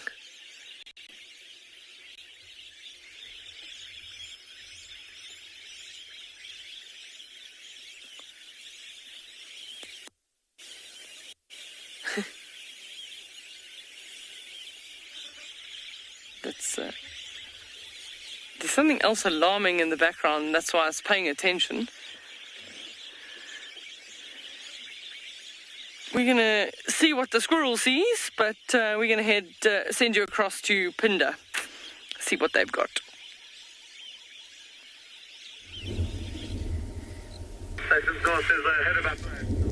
We've come onto a beautiful floodplain on the eastern side of Pinda, and there's a nice herd of wildebeest here with all their youngsters, all their calves, and the youngsters are looking quite playful every now and then and moving in between the females, some of them trying to suckle.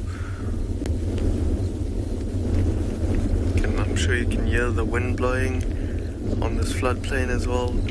nice cool wind, and Odie and I actually hope that we can get a nice sunset. Oh my goodness, there's a black-bellied bustard right here next to us as well.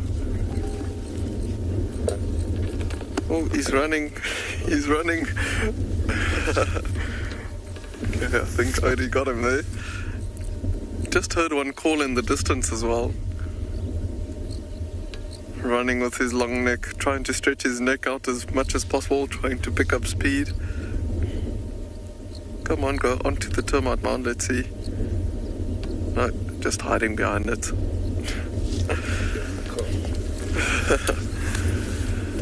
Right, but if you have a look at these wildebeests here, here's the clump of all the females with all the youngsters together, and it seems like there is a big dominant bull further off to the right hand side that is now slowly walking towards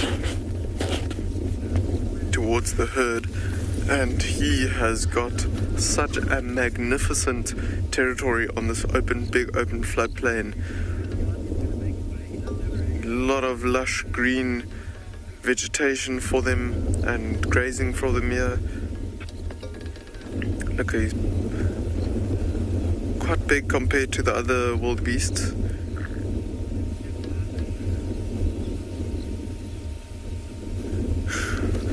One shaking its head and running towards the youngsters.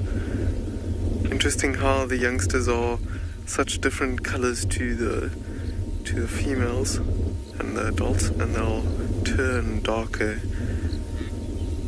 the older they get. Oh, that big bull causing some trouble there. Don't know if you can hear that, but that is another wildebeest bull calling and making sure that this bull and the herd, or especially this bull that we're looking at, doesn't come close to his little patch of territory that he's got.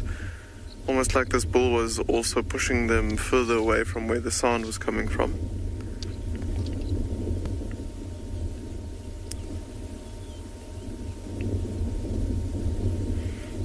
See there, the bull is like walking a little bit towards them again. He's the second one from the left.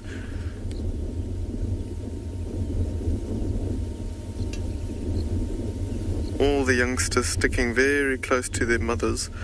I think it is suckle time. If I look close, I think I can see one or two that's maybe suckling there.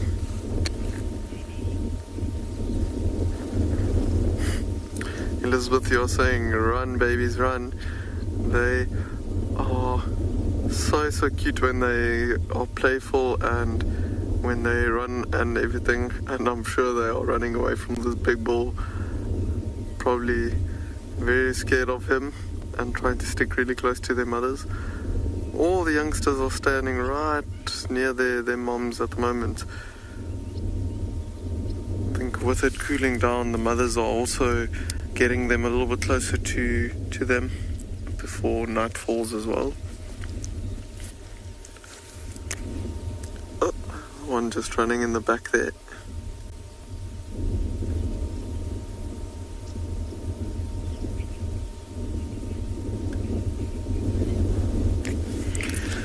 But for now, I think we are going to stick around on this floodplain and see if there's some other animals around. You can see some zebras in the distance we might try and get to. But for now, we're going to send you over to Andrew that's got some wild dogs that are nice and active.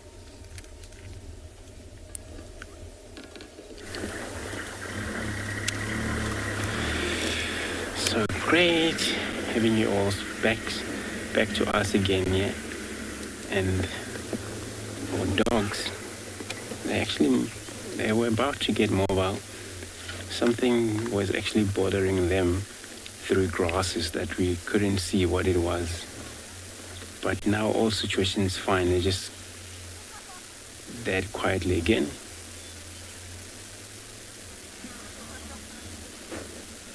So the sun is slightly going down. Where I think they might want to drink first things before they do their other hunt. Normal hunting for wild dogs. early morning. In the afternoon, they're probably going to take it easy unless if they get a chance of do that hunting. But and also the afternoon, they're also going to be looking at running around for a hunt.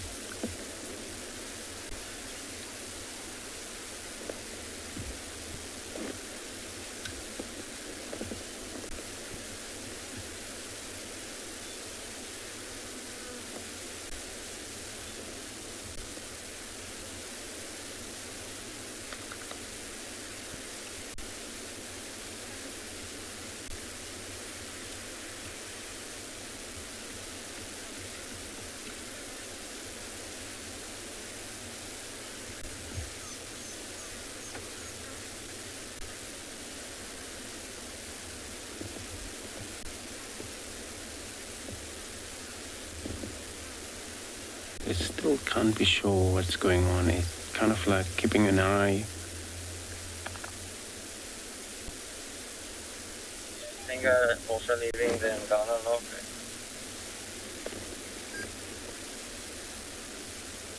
As you can see, this one is investigating whatever it was, or it is, that we can't see right now.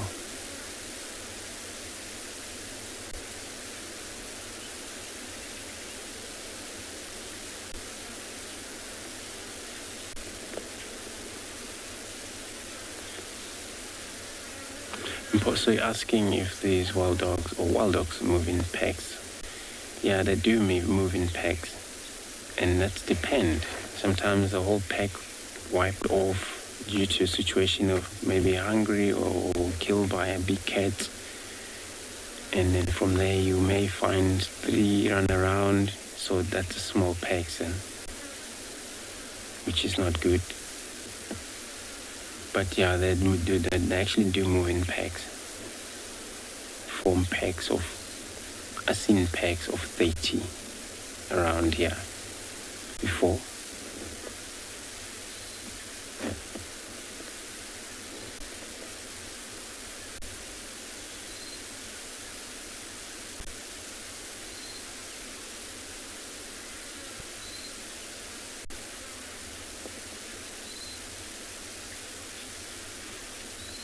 Also asking if all packs lead by females. So there's a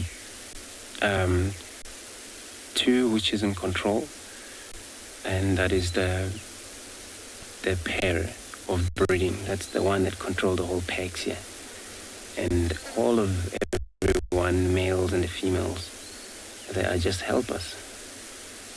They only assist in hunting, helping to raise these puppies. When it comes to feeding them, it's not only physical mother and the father doing that.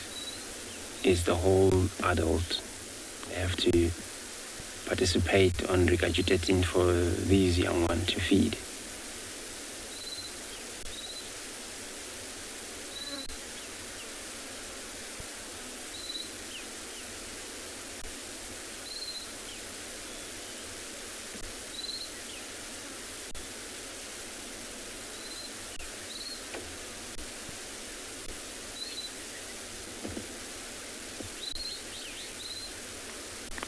So I'm going to stay and put here again. I'm going to be sending you across to a mic with history.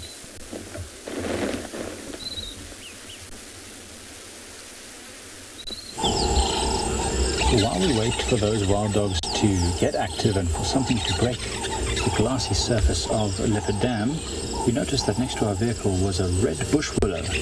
It's been pushed over at some point by elephants, some point probably before the summer. And so what I found very interesting is how this tree, even though it's been pushed over, must have some roots somewhere still stuck in the ground, that it's able to still put out shoots. As you can see there, the whole length of this tree, which at one stage must have been standing upright, is growing small little shoots of leaves. So this tree here, which was once standing tall and proud, pushed over, is now going to become a nice thick habitat for lots of other creatures, because you can see, look at all these little shoots coming up, and will turn into whole branches themselves at some point.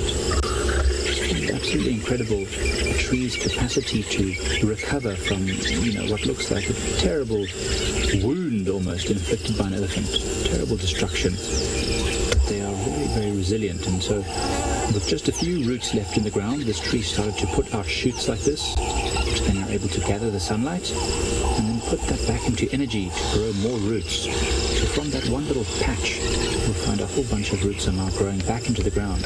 And some trees are even able to grow roots all along the trunk. So wherever the trunk is touching the ground, more roots might be able to grow out from there. Pretty impressive. See, this has actually already been fed on by some small insects, already providing nutrients for the cycle of life. You see, underneath it's growing the grasses that you can see there are called buffalo grasses. Now, those grasses only really grow where there's shelter. So not only did the elephants push this tree over, and the tree is now starting to regrow, it's also sheltering this area, allowing the buffalo grasses and the guinea grasses to grow thick and luxuriant under there, which will in turn create more habitats for things like mice and birds, and of course create food for the elephants once again. It's a constant cycle. It just circles round and round and round. It's really, really an amazing cycle. Everything has a use. Nothing is wasted in nature. Something I find really, really interesting, and something we teach our students regularly about the ecological role of things. Everything has a value, an intrinsic value. Without it, everything else is less. I find it quite amazing. The dam itself is still quiet. You'll be able to see how still and glassy the water looks. It's not a windy day at all. It's quite a still day. And although there's lots of birds calling, francolins, southern white-crowned shrikes, spurfowls and doves, still waiting for the elusive elephant to turn up. The alarm calling that was happening earlier in the thickets, the thought might be the leopard making its way slowly back to the dam, has to stop. Alan, I agree with you. I mean, most things have an incredible will to live. Oh, is it Alice? Oh, Alice. Incredible will to live. I mean, as long as there's even a tiny toehold left in the ground, this tree will survive. And in fact, we see all over Pride Lands, because there's so many elephants here, so many elephants have pushed over and damaged marula trees. And marula trees have a capacity to live that is unbelievable, because they've got wood, right? And the heartwood is allowed to...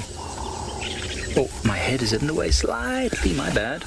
The heartwood has a number of vessels that transport nutrients. And so even without bark, even when pushed over, the tree is still able to survive. It's really, really spectacular. So you can see just how many trees are damaged here, all over the place, from the elephants moving back and forth. All works perfectly and soundly.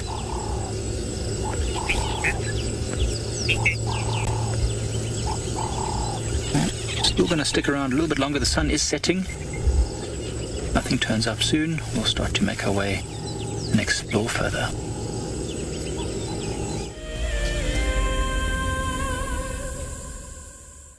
Do you dream of traveling to a far-flung wilderness location where life continues as normal? A place where you can escape to nature and breathe. If you become a Wild Earth explorer, then this could soon become a reality. Subscribe today and stand a chance to win regular travel prizes. Wild Earth Explorers, it's in your nature. Welcome to my car. This is Wendy, and she's my favorite. She would love to have your name engraved on her so you can be with her every single time she goes on a safari here in Djuma. If you become a Wild Earth Explorer, you will have the opportunity to buy an engraved tag which we will attach to her. We will make sure to send you a digital picture to show you exactly where you are sitting on her. You will have front row seat in every single sighting. Our first Wild Earth Explorers competition has closed. And we have a winner. Congratulations to Chantal Sleep from Benoni in South Africa. I felt totally overwhelmed for winning this prize. I will be taking my son with me, and I can't wait to share this experience with him. Chantal and her son have won a behind-the-scenes Wild Earth experience at the magnificent and beyond Ngala tented safari camp. The prize includes a 3-night stay and a chance to sleep out in the unique Ngala treehouse. I would like to thank Wild Earth for making this dream come true, and I encourage everybody to subscribe, to become an explorer, and stand the chance to win these amazing prizes, and so much more. For this month, we have a brand new prize. You could be jetting off to Tswalu in the Kalahari for a 3-night stay at the luxurious Motsi Lodge. Open to all Wild Earth explorers who have signed up before the end of January 2021. Terms and conditions apply. We've got a little bit closer to our lioness, but we've not seen her face. I think this may be the one from Chitwa. I understand what they're saying. She's just very skinny. Whoever she is, it's not that she's in bad condition. She just looks very skinny, and of course she's alone. We really need her to put her head up. But how you get a lioness to put their head up, I do not know. I don't speak lion.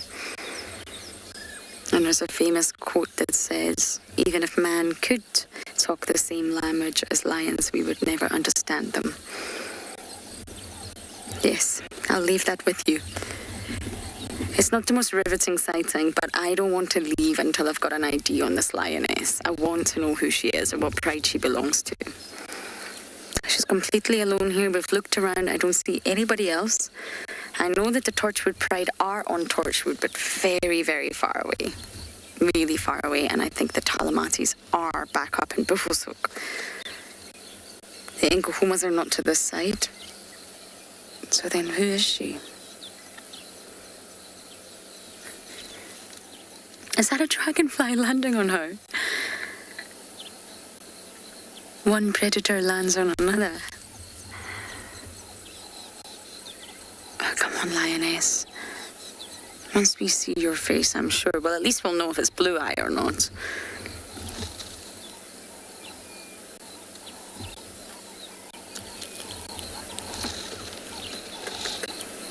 Class, very unlikely that different lion prides would merge. They're enemies. They're sort of true to their pride.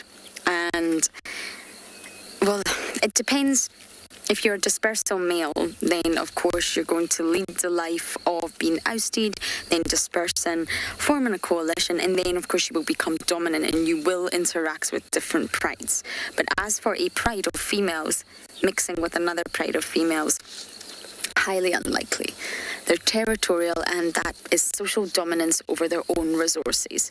They don't want anyone else coming in and claiming those resources. That's why they put so much energy into calling, scent marking, patrolling, warning off intruders. They absolutely don't want anyone else to come in. There would be no interaction. It could actually be quite aggressive. I mean, she's chosen a really comfy spot, I must say. But it's not ideal for trying to identify who she is. So sometimes you have to put your patience pants on out here and just wait. There's no point in me leaving now. We found her. We may as well find out who she is and what pride she belongs to. I mean, it's not uncommon for lionesses to go off on their own. They do it when they're mating. And they also just sometimes wander on their own. It's not uncommon. It was just slightly concerning to hear a lioness, blue-eyed from the Talamatis, being called in over the radio that wasn't in great condition. That was what was concerning. She was also very far away from the pride. We had the pride on Juma yesterday.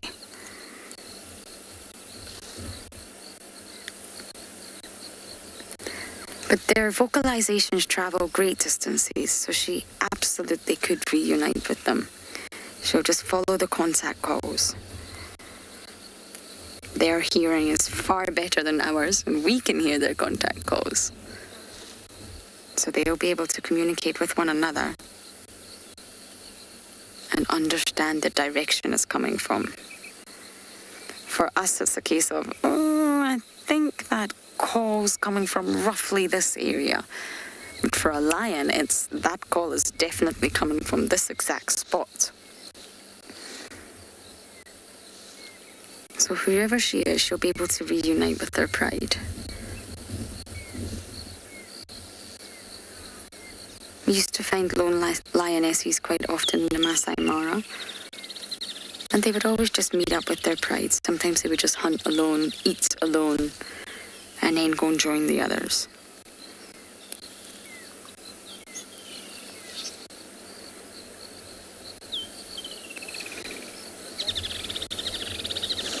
Okay, we're going to sit here a little bit longer to get an ID, but for now, we're going to send you across to Pinda with their big elephant bull.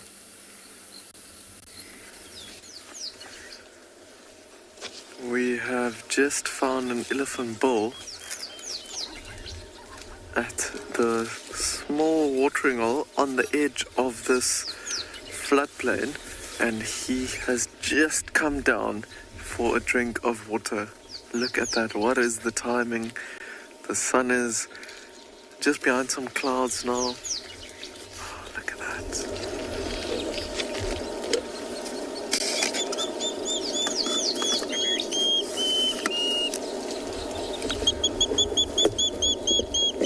We had some elephants drinking this morning as well.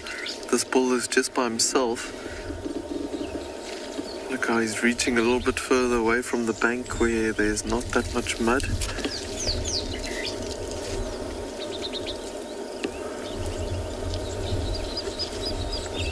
Slurping it up and spraying it very slowly at the moment into his mouth.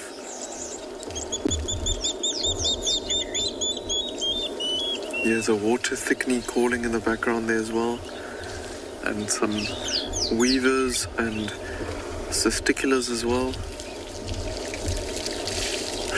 There's always that little bit that falls out of the trunk that you can't get into his mouth. And the sun is quite harsh at the moment.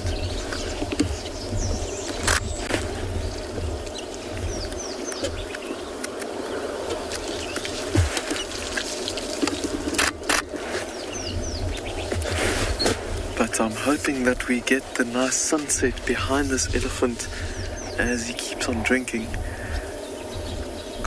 Still got a few minutes before the sun starts setting, but look how beautiful that is.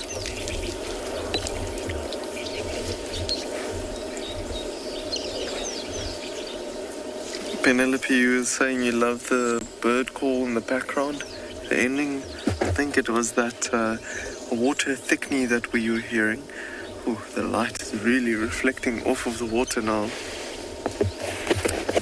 So he's splashing around like with his trunk just a little bit, trying to get like the dirt off of the water surface a bit.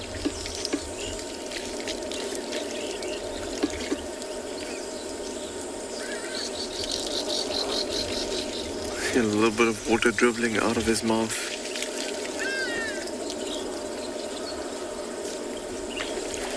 And this bull has quite interesting tusks, with the one growing a little bit more straight and the other one pointing a little bit more up. Just love how they're blowing the water out a bit. Look at the mist in the sun.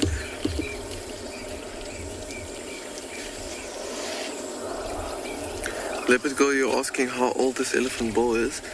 Looking at his size, I would probably say around 30 years or so. But obviously very difficult to say exactly, it's just an estimate. He's got quite big indentations in his forehead there. Maybe even a little bit older, maybe like 35, somewhere around there. Body is not too big. Oh, he's had enough to drink, it seems. And see if he goes up the bank there.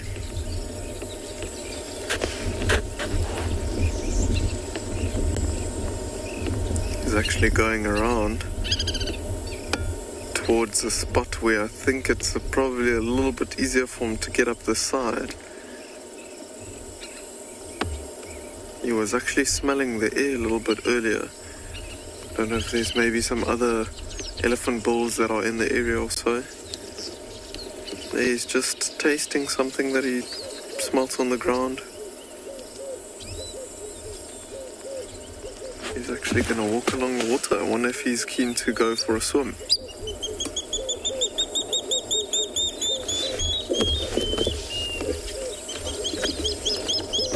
Eva, you're asking how animals keep themselves cool when it's hot like this? Well, with this elephant bull, I think he might actually just show us. They like to splash water on them or even throw mud onto them to cool them down. Let's see what he does. See how he's spraying with his trunk. I think we might be in for a nice surprise, and he might actually try and cool himself down, or just going for another drink. Just another drink. Moving a little bit for us so the sun's not straight into the camera.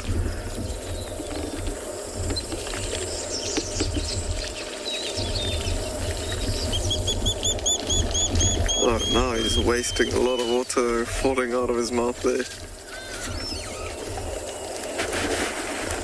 You didn't like me saying that.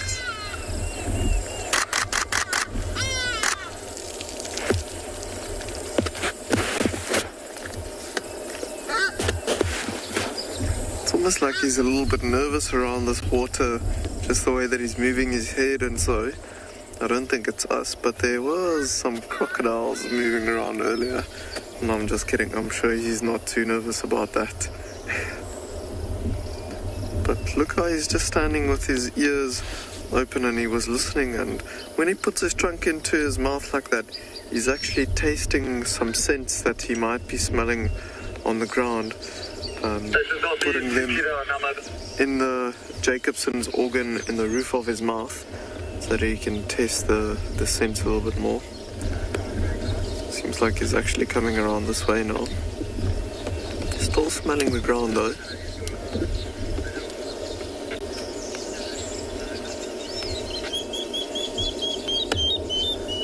And here the water thickness there as well.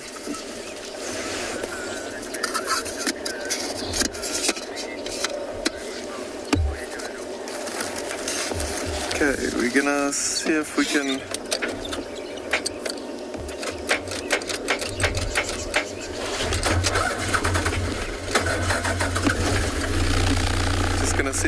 move. It seems like he's coming this way. But that he just keeps on moving off to the right. Look at this beautiful grassland. We still have about a 40 odd meters between us and him. So I don't think we'll be changing his behavior that much. I think he's just heading towards some nice grassland areas on the other side.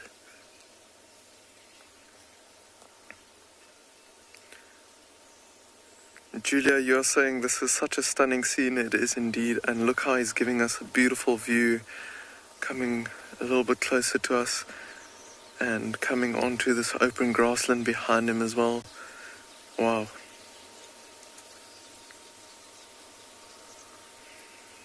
He's found some plants that he's feeding on now after a nice drink.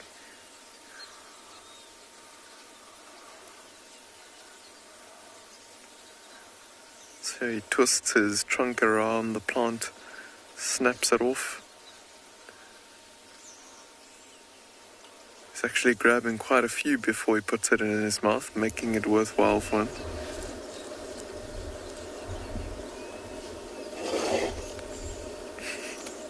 Bit of a blow out there in his trunk, trying to get something out of his nostrils.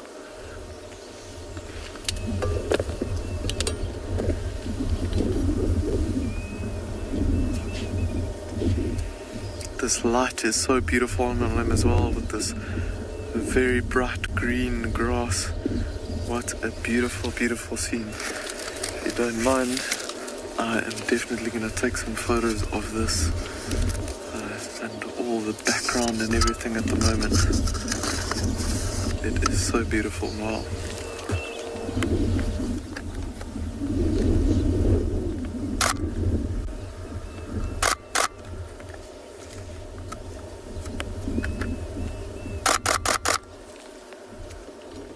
That is so beautiful. Wow.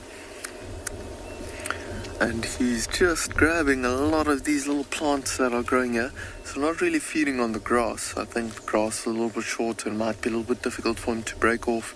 And he has to clean off the roots of the grasses when he breaks them off. So really enjoying these little plants and just breaking them off at the stem and not pulling the roots out as well.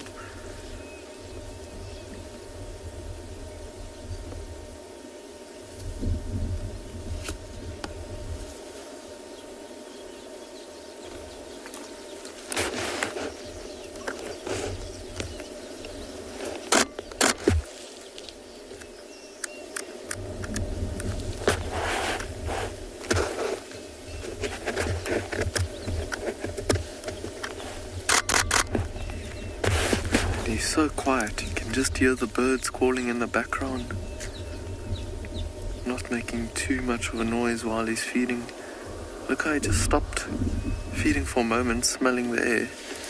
And now he's on the move.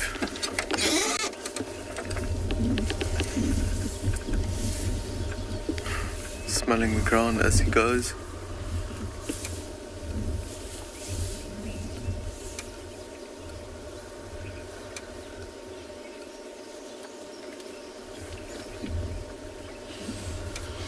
Class, you are saying such a beautiful elephant. He is indeed so beautiful. And he's giving us such beautiful views at the moment.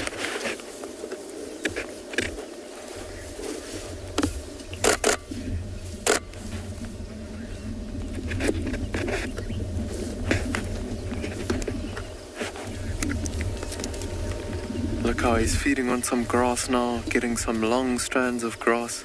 And see how he's flicking it. So that is what I was talking about earlier, how he's trying to get some of the dirt or so off of the roots that he pulls out. So to avoid his teeth grinding unnecessarily.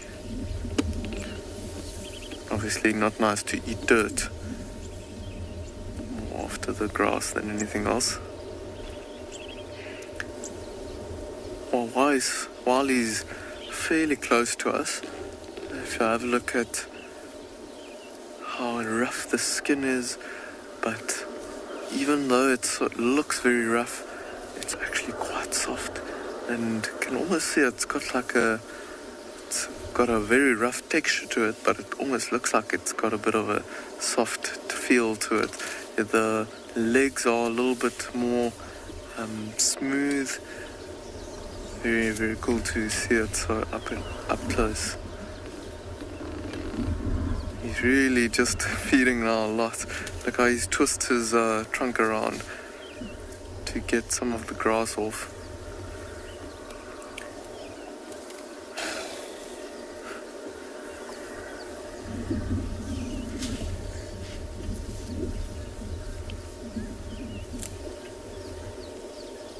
There's one long strand in his mouth now.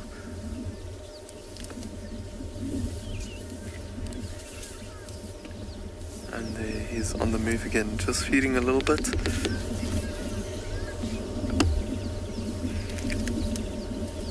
But for now I think we are gonna keep an eye on him, and we'll send you over to Andrew with some wild dogs.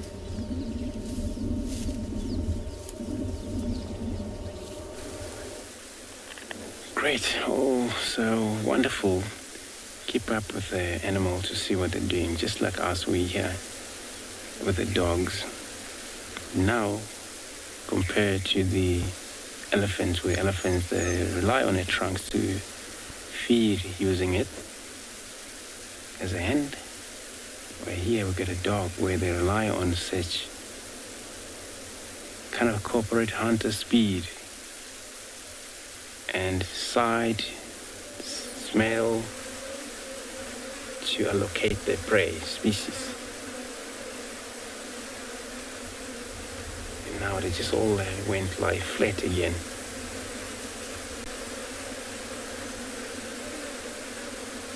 And this is the best time for them. If they ever want to move, it's a great chance.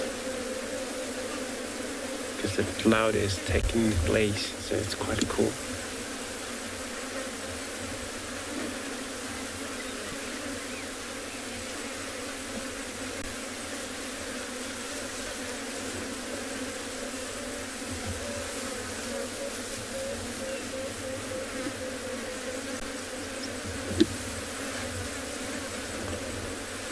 So it's so cool because they're all static.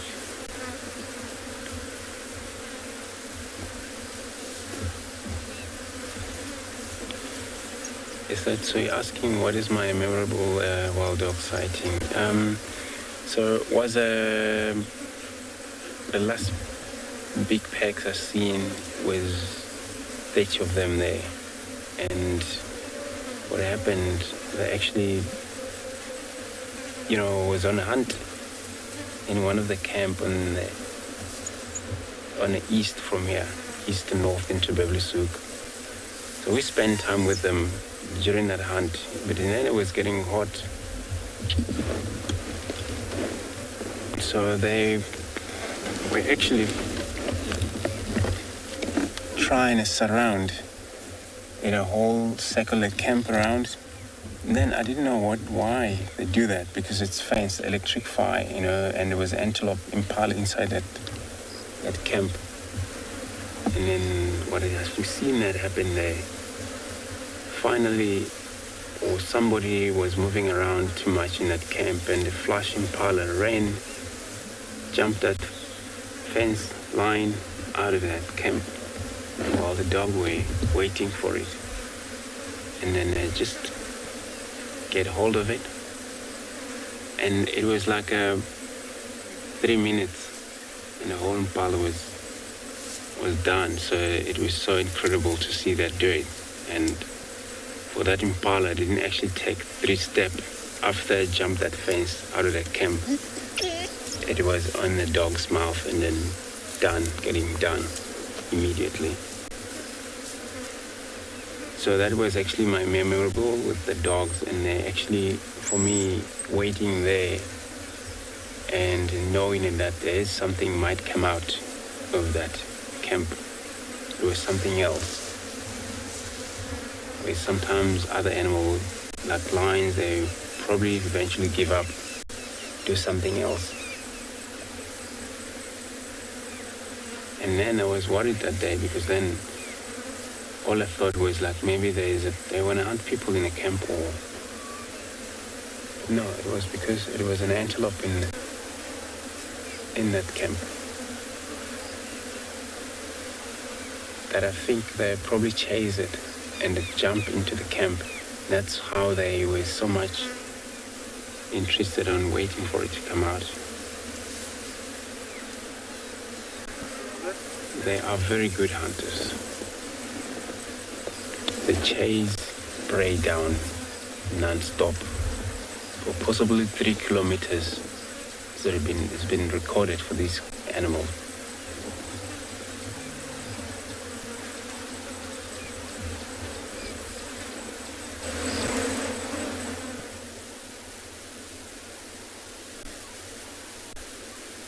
So run 55 kilometers an hour.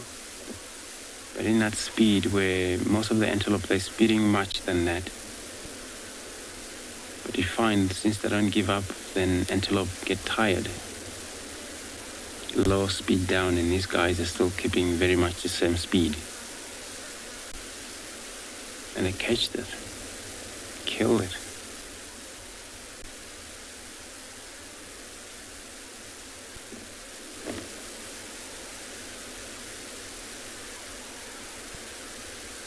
So which means a lot of their kill is that when they get to the prey species, already exhausted, tired of running, and it's easy to die that way.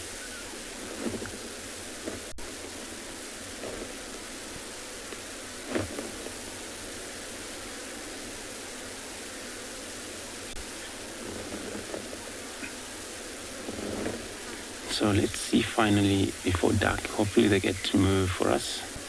We're going to be sending you across to Lauren with her lonely lioness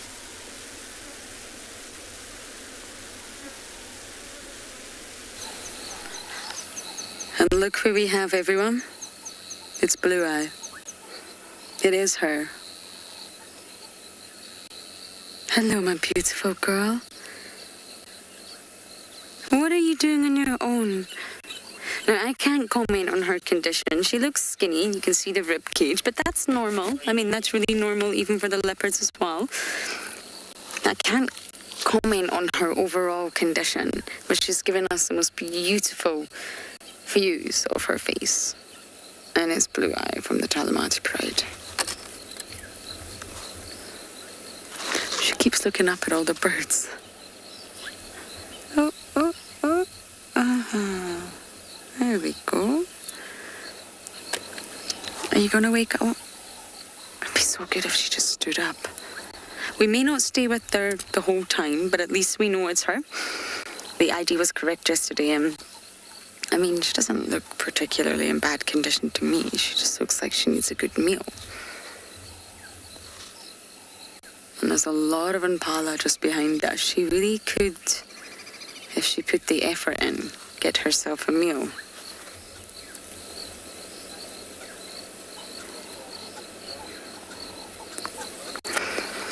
Leopard girl, I haven't heard anything about blue-eyed mating recently. I haven't heard anything being called in about her mating. It would, of course, be with the Avocas. I don't think so. I don't think that's why we're seeing her on her own. Especially because she was called in not looking so good. That's what gets me. It was a tracker that called her in.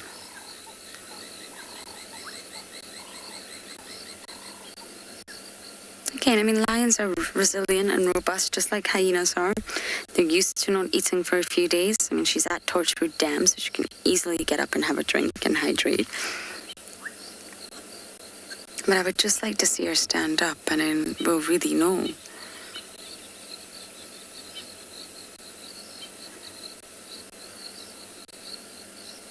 And normally, lions sort of... It's very obvious when they're mating, it gets called in. You can follow them. Yes, they do separate from the pride, but it's loud and it's a sort of protracted event. And therefore you normally do hear about it.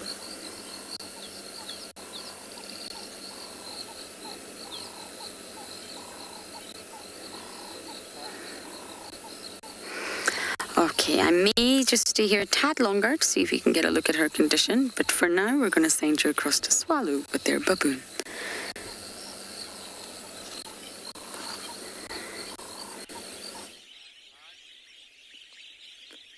And there we have a whole troop of baboons. It's a massive troop. They've just been slowly making their way across the open grasslands. But it's almost bedtime for them. They're heading up and over the dunes, and then they tend to go and sleep in the silver cluster leaves.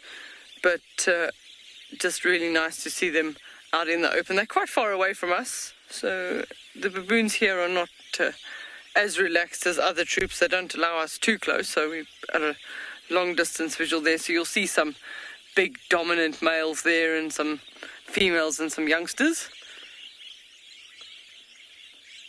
But they've been foraging out in the open clearings. They'll be eating flowers, seeds, any of the fruiting bodies, scratching around for insects. And they'll even eat all sorts of beetles and bugs. But now it's sort of slow down time, grooming time, play. Youngsters that'll start playing as well.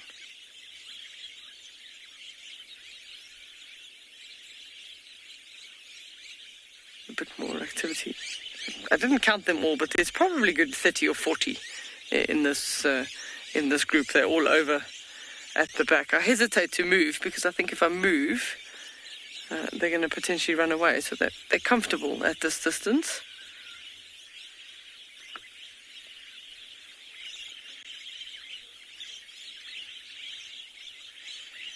So this is typical for baboons. Just about an hour before the sun sets is to start heading back to where they're going to sleep in the trees for the night, or even up in the mountains. Here they decide whether they're going to sleep up in the taller trees or up in the mountains, but they'll land up close to home about an hour before the sun sets, and they'll do this sort of the grooming. The youngsters will play just to make sure that there is their tree, firstly, is available, that there's no predators around, and that they can sleep safely for the night. And there's also no other rival troop around.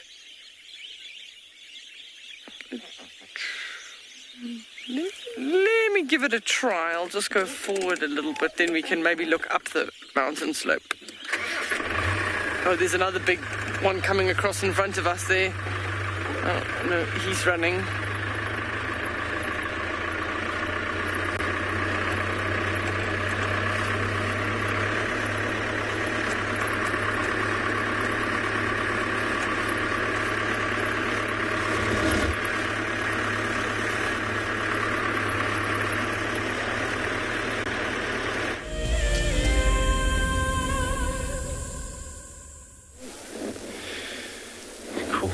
Still got a dogs. It looks like one's up. Just gonna see, maybe this is all about now getting active.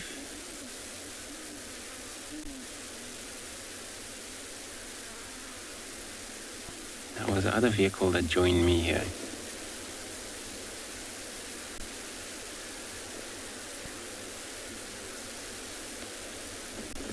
So we're not sure if they're gonna move now, which direction they're gonna go. If they're gonna go back east, then they're heading back to quarantine, where it's a nice open area for them to exercise. They're running around hunting. That's where often you see impala there.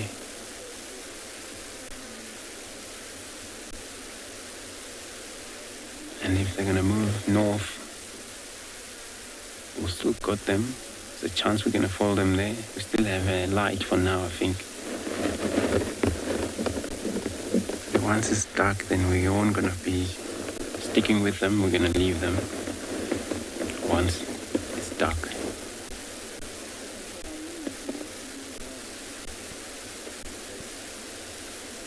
At night, they have a lot of challenges. Lions are enemies so much for these animals. Hyenas, those.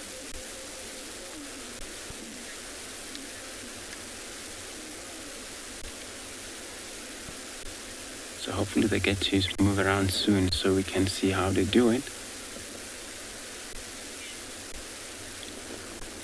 But if they move west, they're gonna hit western boundary again.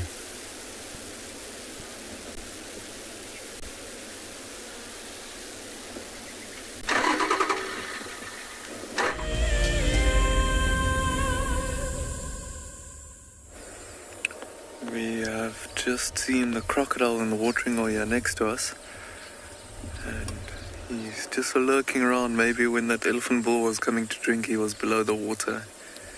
But we've got a spectacular sunset that's happening as well, and we've got lots of birds flying around coming for a drink. And look how beautiful the sky is at the moment, with these very low clouds in between us and the sun, and you can see like the really high thin spread out clouds at the top. And look at that sunset. Just listen to the birds calling.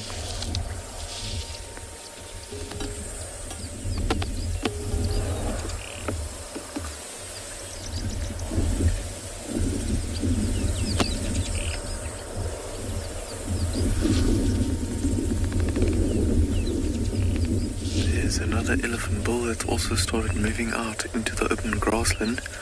The one that we were filming earlier, he is now behind us and still feeding on some nice grass. But look at that sun, how beautiful that is with the wispy clouds in front of it.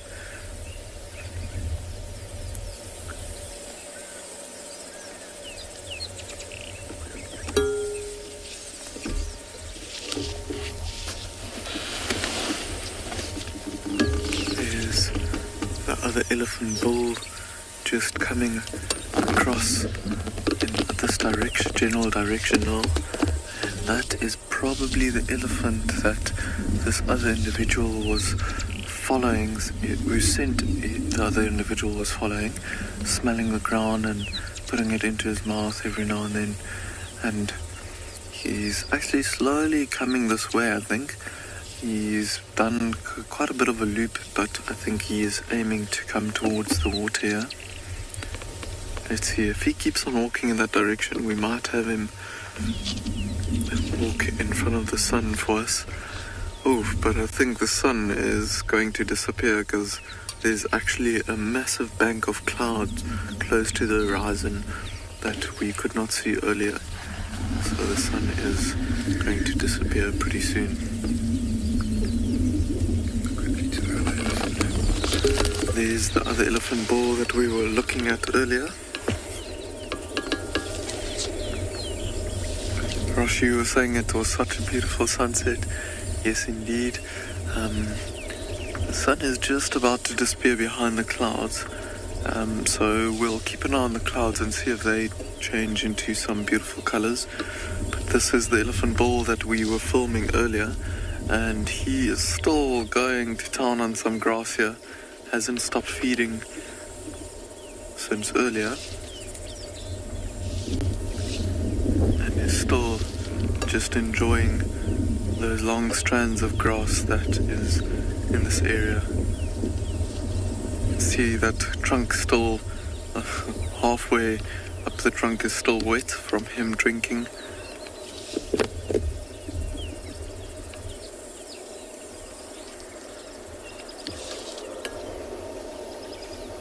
Such a peaceful afternoon here on this floodplain. All the wildebeest, zebras and these elephants just feeding and very happy to spend the night on these open plains. The elephants might move away and keep on feeding through the night, but I think a lot of these plains animals are here for the green grass, but also to be able to keep an eye out for any predators that might be around them. There's actually a waterbuck coming out here next to us as well. And that elephant bull is still slowly coming this way. Everything's happening here around this watering hole, it seems. Just a waterbuck cow. See no horns, but that white ring on the bum.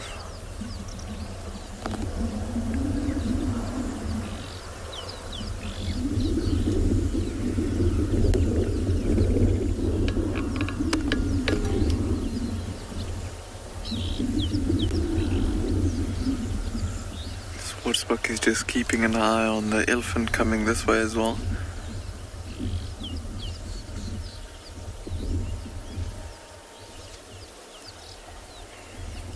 Ooh.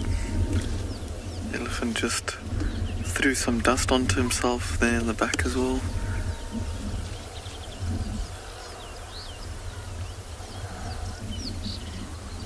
Waterbuck is really interested in the elephant and now starting to trot.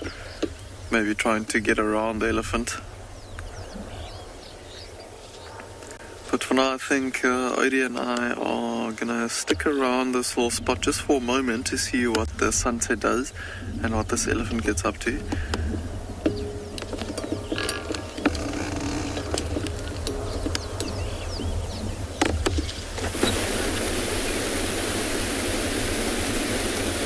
Welcome back to Ngala.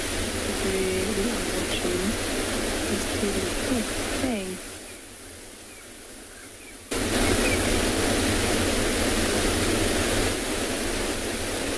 We've driven quite a large section of the riverbed this afternoon, and we were around the central part and decided to loop back to this area where we found the lions this morning.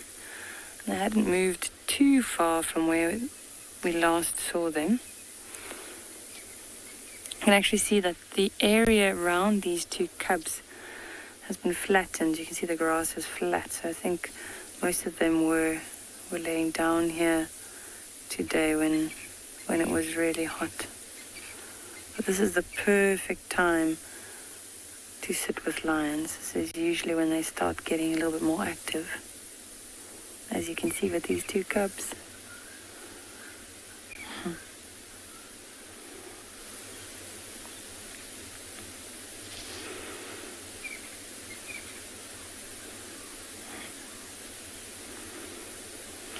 You can even see the lioness starting to groom herself, and she's been yawning, which is a good sign. Normally when they start grooming like this, it means that they might get up pretty soon,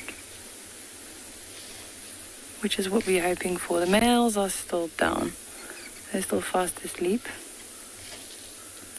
We've been sitting with them for quite some time.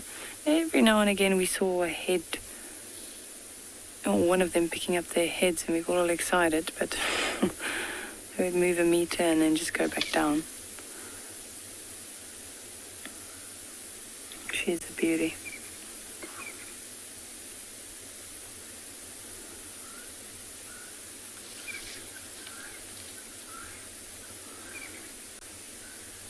Also still quite a young lioness. This is actually her first litter. She's close to 5 years old now.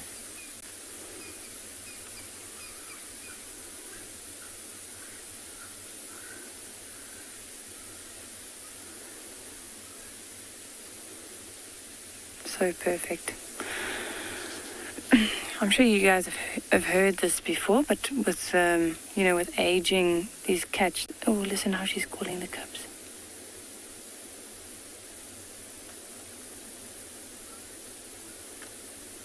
Coming in to groom them. Oh, that's beautiful.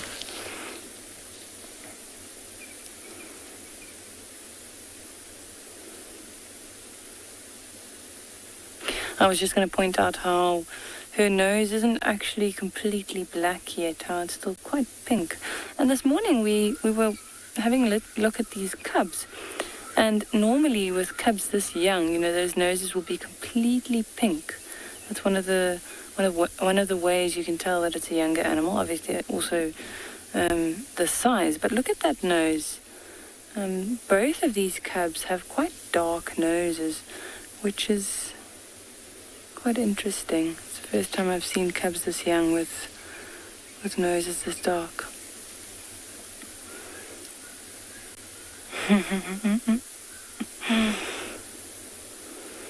She's being quite aggressive with this grooming session.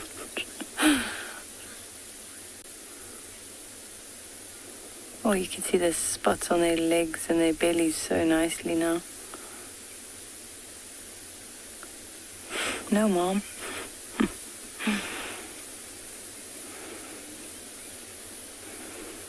They just want to play.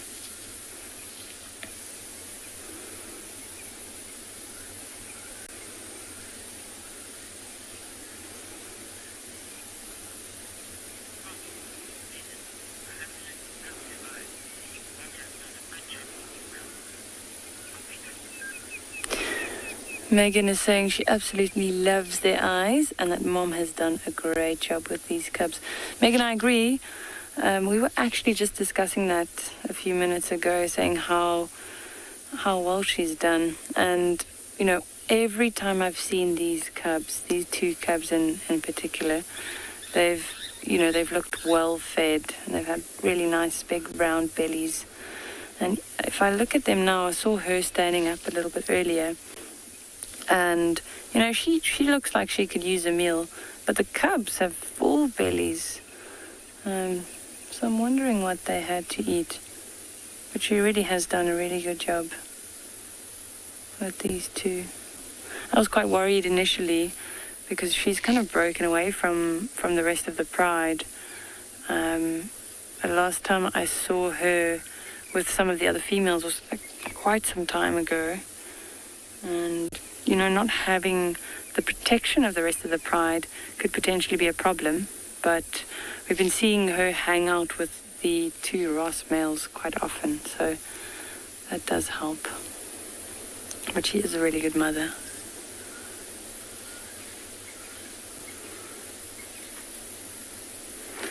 I'm particularly fond of her because I actually watched her grow up. It was the first litter that I saw from, meeting them as cubs, seeing the mother's den in the Timbavati riverbed, and seeing her grow, and now having, cubs of her own. So very, very fond of her and her brother.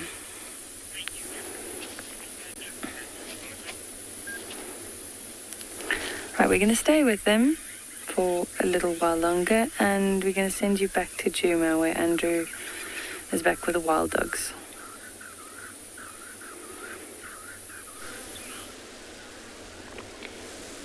Thanks, Marna. Our dog's still flat. I was hoping for them to get active while we're around here before dark. But looks like they maybe still full, I'm not sure. Maybe they hasn't decided yet whether they're going to go, which direction they're going to take.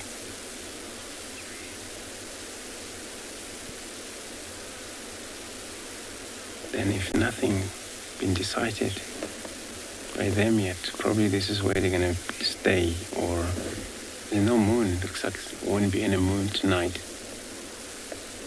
Cloud that is taking places and the temperature drop peacefully. Great.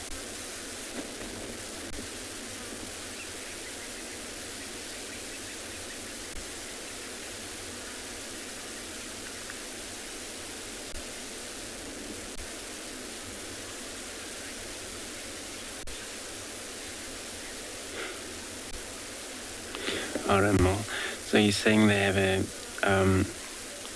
a nice background jungle to nap for the night? Yes, they do. But again, at night, they need to be careful. As you can see, even now when they raise their heads, look around for any enemy will respond or come to this area. So it's rather they be in a very open area, but then they can, in advance, see a danger coming from distances. So they can plan and move out of the area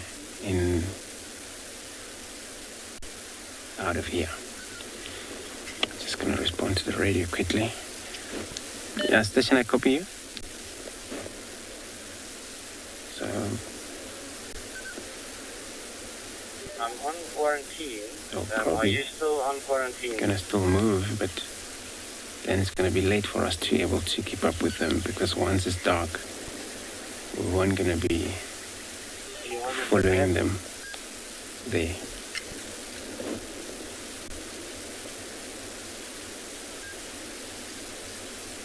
So we weren't gonna be shining at them. At some point, they still have these harpies with them. They still need to survive. At night, it's a lot of risk they go through.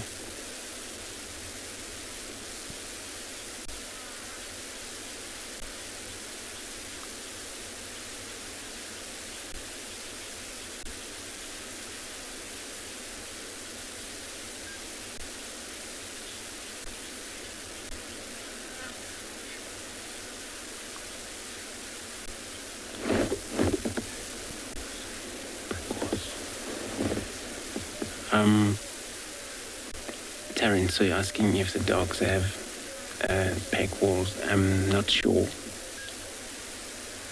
but I'm gonna double check that out.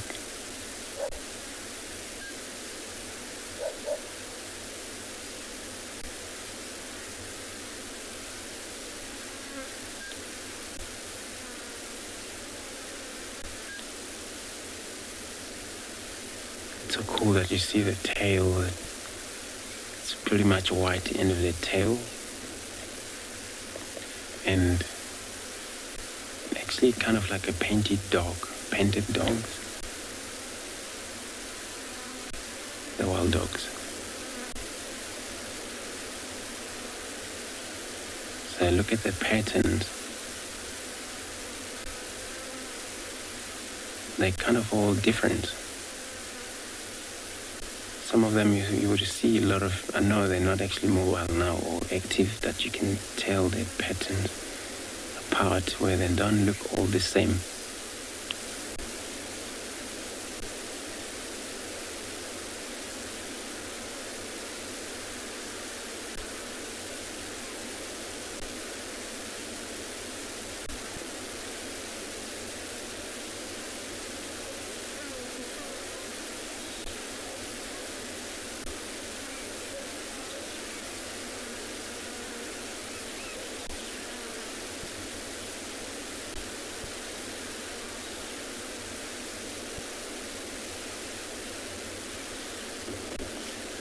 And they have a problem with some disease taking places among these animals, especially dogs. If they have a problem with their tooth, then that's a problem they won't eat. And they only rely on their teeth, and all animals do.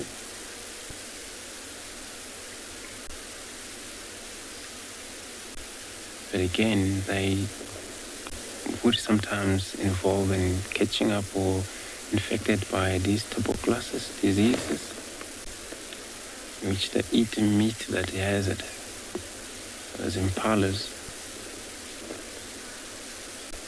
herbivores carry this disease, but they can transmit this disease again, transfer them to a carnivore species, such as the cats and the dogs.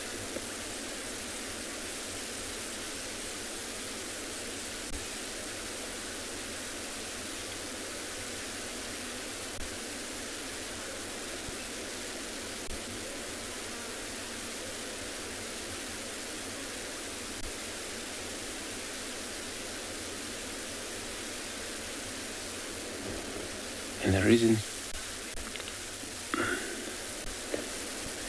for the pack to sustain is when there's a lot of prey species around. So I'm going to leave them, and then I'm probably going to check with them while I'm going to be sending you across to Ngala with their line.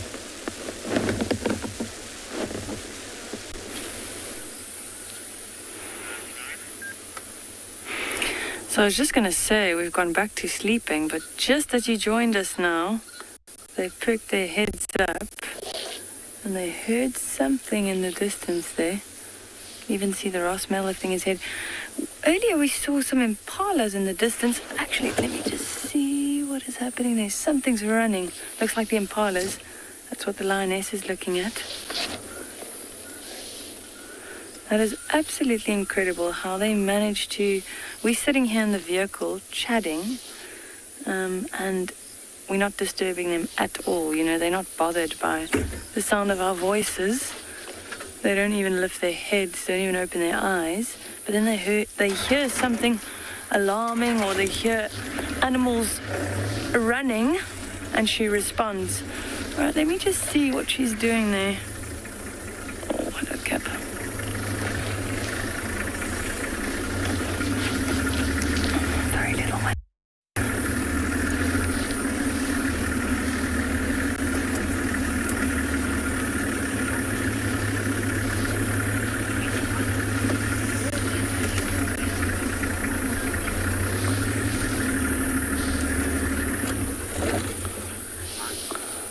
I think we're going to send you back to Pinder with an elephant bull.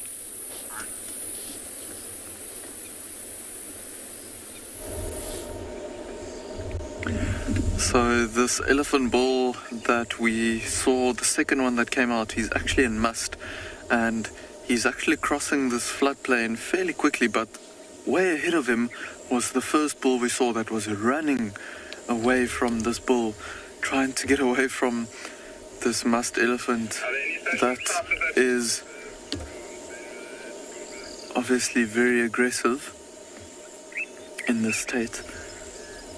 You can all see how he's moving, he's smelling the ground, and now we know what that other elephant bull was smelling the ground for. It was for this musk elephant bull that was moving around this area.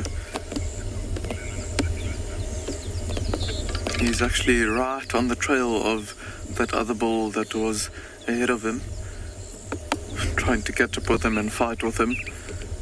Not in a good place at the moment. He's just about to disappear into the thickets there.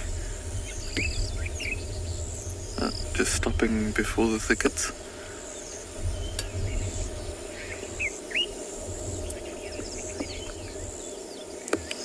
And Josie, you're saying it looks like this bull was gliding. Indeed it does. He was moving so easily over this open plain, and it's incredible how quickly they can move when they want to. I think he's now just gone around the thicket there, trying to pick up on the scent of the other elephant bull. And he's just about to disappear.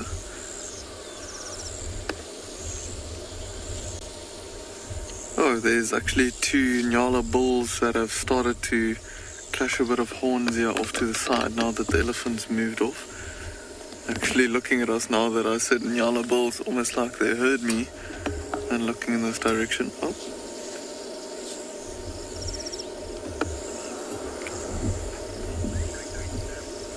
So beautiful with these milkweeds growing here as well in front of them.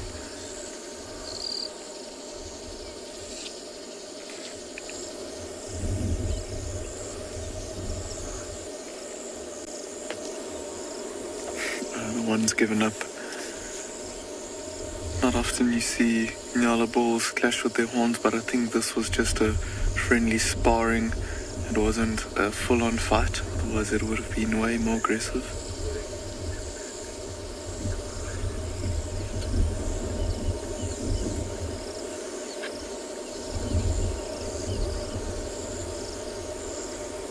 Coming to this open plain to also avoid getting caught by predators, for this open plain will give them some chance to see what's going on around them at night.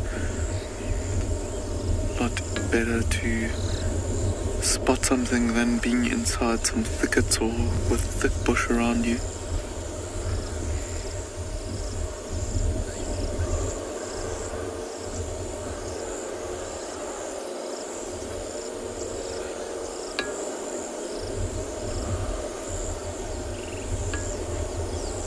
But it's quickly getting dark here now. To see the white crest on these two Nyala bulls' backs. So I don't know if you've ever heard of how they can raise that hair up. It's called a lateral display, and that's often how they will settle their disputes. But these two bulls, I think they are not fighting for dominance or competing for dominance at this point. The fact that they are together and there's no females around means that they're just sticking together for some companionship, and looking at their horns, they're not as big as they can get, so maybe not the most dominant.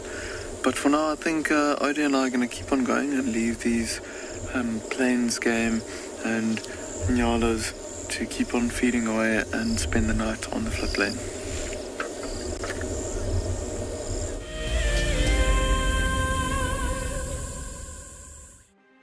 For the month of January 2021, we are offering a chance to win a unique Wild Earth expedition to the magnificent Tswalu Kalahari.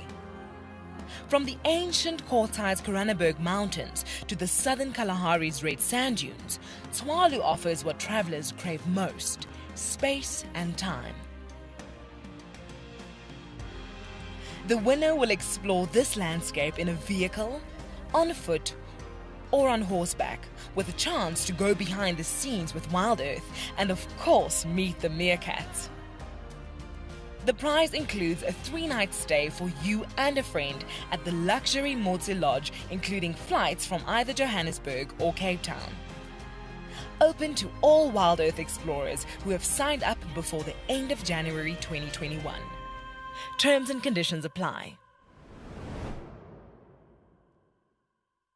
If you love to watch Wild Earth, then we are inviting you to join our Explorers program. For a monthly subscription, you will have the opportunity to win fantastic Wild Earth expeditions, join our guides for a chat around the fire, receive weekly highlights from our shows, and much more. All the money will go to keeping these live safaris on air, which in turn allows us to escape into nature every single day. The new year has arrived, and with it comes all kinds of other new beginnings. From hyena cubs to meerkat pups, the bush is full of new life. If you want to find out more, then sign up to be an explorer and join our New Beginnings Fireside Chat. Tristan and Steve will be looking at what's new here in the wilderness as we enter 2021. Join them on the 17th of January, straight after the Sunset Safari.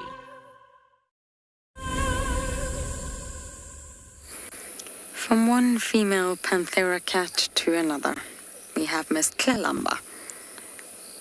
I don't know why I thought she would be anywhere else, but she's at the bush bryside on quarantine, where she always is.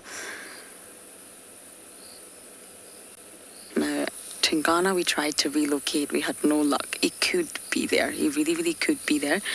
But the drainage line is just so thick. I mean, we didn't see him. There's still a leg left on the impala, but that's about it. And the lone lioness, Blue Eye, from the Talamati Pride, stayed flat for quite some time, so we decided to come, and Miss Kalamba was found. Not too far away from where Andrew had the dogs. We are at the southern side of quarantine, and the dogs are at the western side of quarantine. So still roughly in the same area.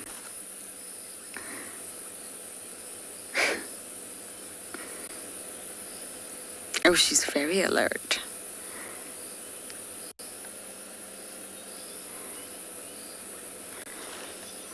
It's good to see her. We are so lucky with leopards right now. And Canadian cub was found today as well. That's my mission for tomorrow morning, to get them live for you all.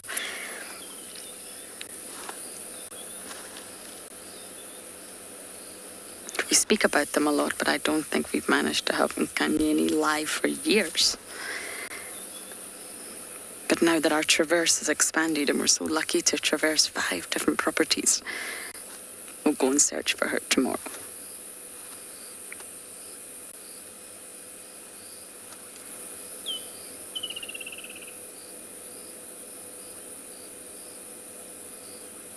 She's probably been hiding in this drainage all day.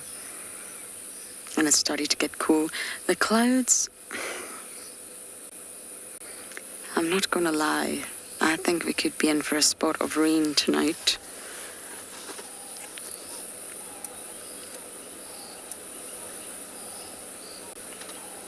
Should we go into infrared, Simon? Okay, I think we should. We're losing a little bit of light here, so ta-da! The picture has changed. You should now see a black and white Kalamba. There's no actual light being shown on Kalamba, I must say. Not from our vehicle. We don't have any lights on. It's the infrared light that we put on top of our camera that causes that eye shine.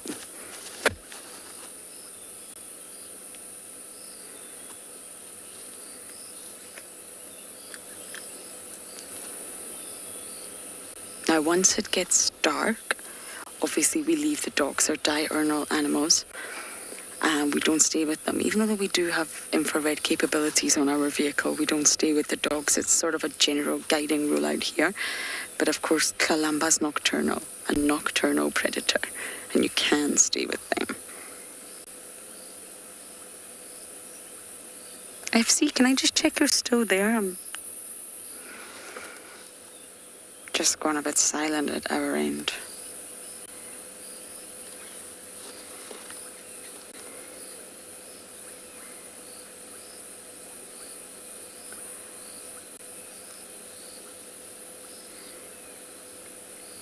I wondered if that daddy-daughter interaction was on the cards. I was actually hoping for that. Tingana's really not far away. Really not far away. Uh-oh, Princess is going to get mobile.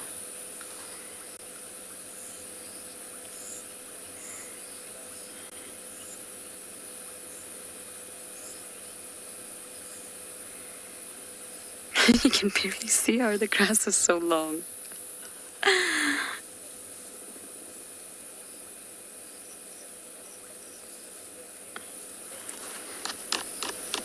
Nicanova.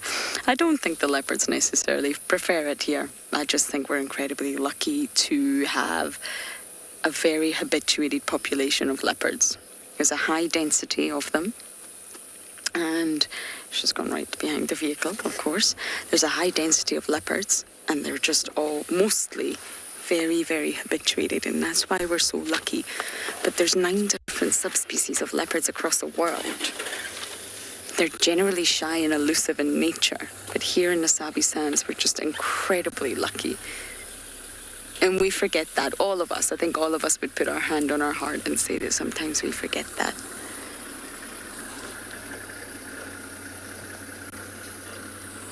The joke is that in the Sabi Sands, you just kick a marula tree and you put your arms out to catch the leopard. That's the standard joke. But the density is high, Nicanova, you are right. And because the people have been following them for so long, we can trace their lineage, their bloodline. We know their personalities. We also know who they're related to. It's fascinating. Okay, I'm going to try and keep up with Princess T, and while I do that, we're going to send you across to Ngala with their Ngala.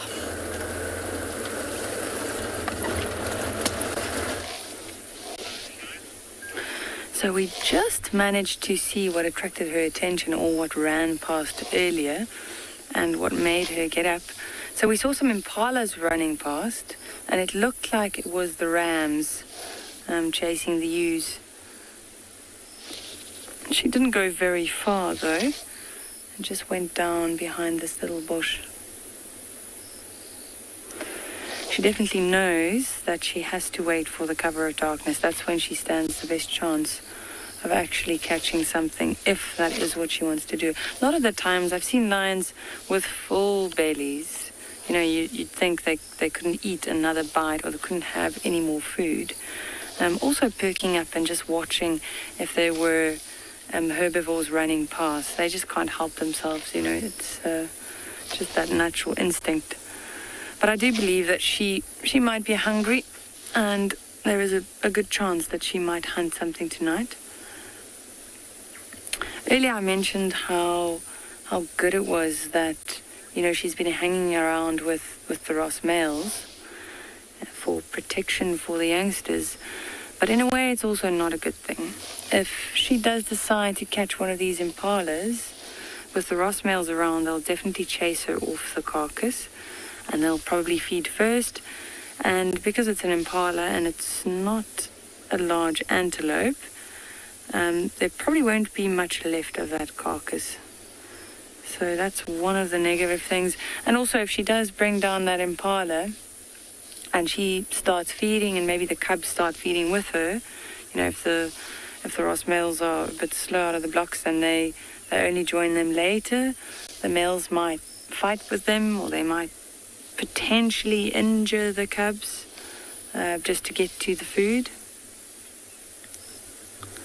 That is not uncommon. When they're around a carcass, you know, it's every lion or lioness for him or herself. And it's survival of the fittest.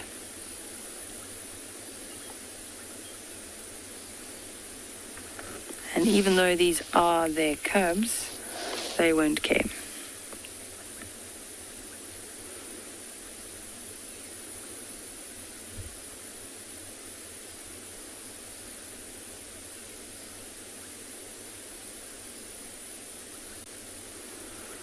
Like I said, slowly starting to show more signs of movement. This is the time that they generally start getting active. The books will say that lions are active for only maybe around 5 hours of the day. And it's usually 5 strenuous hours. You can imagine stalking and hunting something at night, and they generally travel for long distances as well. Not always, but in certain instances.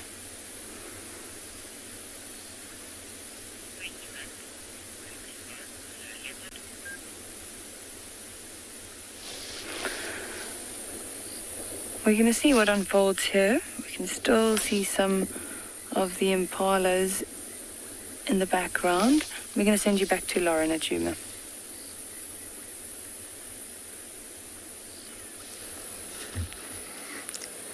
Princess T on her throne, and I really mean that when I say this. This is a fallen over, I'm pretty sure it's a marula, a dead marula, a long time ago. And there has been so many mornings we've driven along quarantine and Tlalamba is just sitting on this log. They're little creatures of habit. I guess we all are. We have routines without even realizing it. Even when we try not to have a routine, we have a routine. And I think organisms across the board are also the same. They'll have their favorite spots, their favorite areas, their favorite roads, and their favorite trees.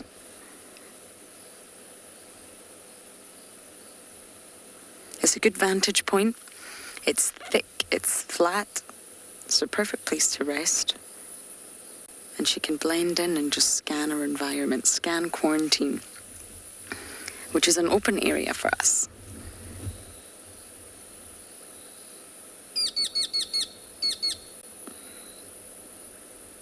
So everything's catching her attention, everything. It would not surprise me if Miss Tlalamba hunted tonight. I'm glad to hear she's came back from Little Gowrie. I was not impressed with that move whatsoever.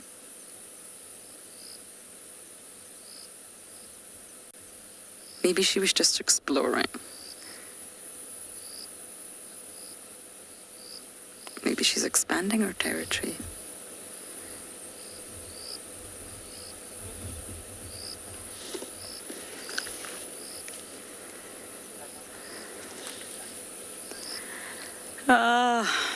Stuck in bed. These questions, my goodness, they get me every time. Let me just see which direction she's going in. Favorite memory with Tlalamba. I think it was her and Hosanna up a tree together. Half brother and sister. On Ingwe Alley, and you know how much I love that. Cheetahs on Cheetah Cut Line. Mulwati in the Mulwati, and an Ingwe in Ingwe Alley. Really, it doesn't get much better than this. And basically, I can't remember which one of them had the kill, but one of them had a scrub hair kill, and they started fighting over it. And Hosanna stole her kill, took it up the other marula, so that both of them were up adjacent marulas, just growling at one another, very unhappy with one another.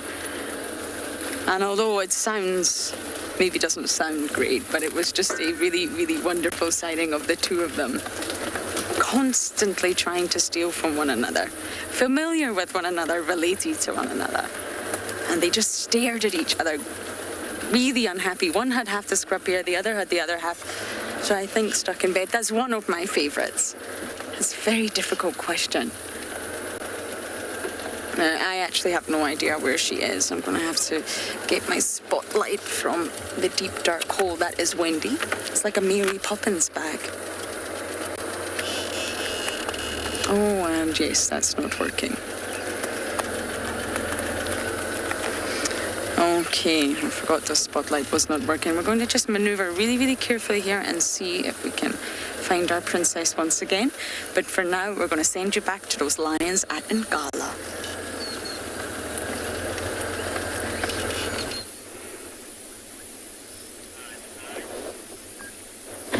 So we're still with this lioness, watching and listening to the impalas running around and chasing each other in the background. Yeah, I could actually hear horns clashing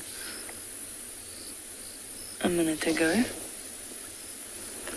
Now, generally, the impala rutting season is in winter, so around May.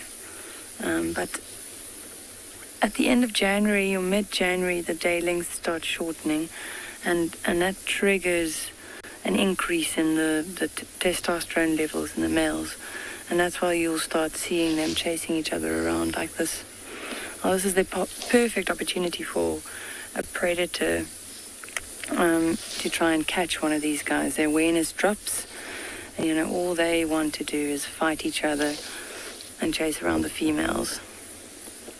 So that's generally what happens. We see the predators hunting a lot of these males that are preoccupied with other things. This is the perfect area for her to hunt in as well. There are nice big clearings just on the other side of where we are now. So she's got a lot of cover, nice little shrubs, guarri bushes scattered all around here, which she'll use as cover. She still needs to get quite close to them, even though she can see a lot better than them at night. She still has to ambush them.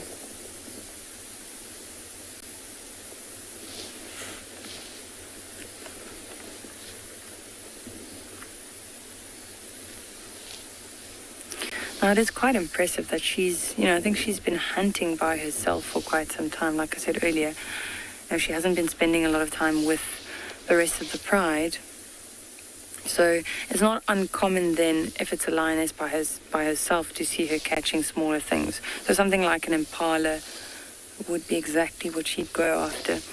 If it's a larger pride, then generally you'd find that they would go for larger prey. There are a lot more mouths to feed.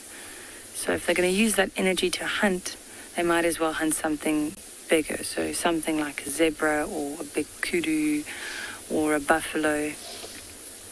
There's a lot more meat, and also there's a lot more space around the carcass, so they don't have to fight for a position where they can feed.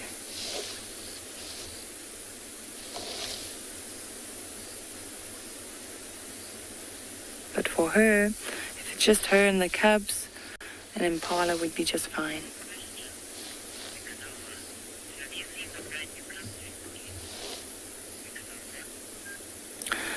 Nicanova is asking if I've seen the brand new cubs recently. Nicanova, we have not. I have actually never seen these cubs, or I haven't been lucky enough to see them. Only 2 of the guides have actually seen them. They're still really, really small. They're only about a month old now, as far as we could see. But the lioness, the mother of these cubs, she was seen today crossing the riverbed. So she is still denning in that same area, but the cubs weren't seen. So hopefully pretty soon we'll get a view of them. I'm really hoping we will.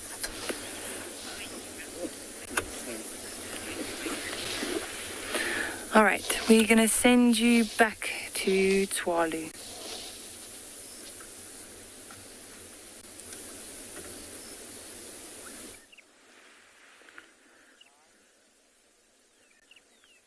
So we are laughing at FC because they're like, that's a beautiful landscape. Do you guys just want to stop there for the landscape? And it was actually the cheetahs. We finally found them. So it's the mum and her 2 cubs that have literally been lying up in the grass, just sticking their ears out for most of the other guides. But it looks like we might get some action. She is quite hungry. She hasn't eaten in a while. You can actually see there how very thin she's looking around the belly area.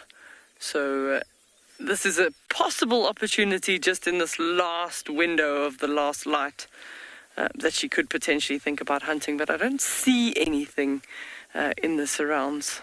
But I mean, she's been well hidden in the grass. Just beautiful with that nice sunset in the background. So mum's the taller one of the 2, and then this is one of the cubs. It's 1 male cub and 1 female cub, but they're almost sub-adults. They don't know it yet, but they're about to be abandoned at some point because they're getting old enough that they should be able to look after themselves. Then she's ready for mating for the next ones. So they're all just...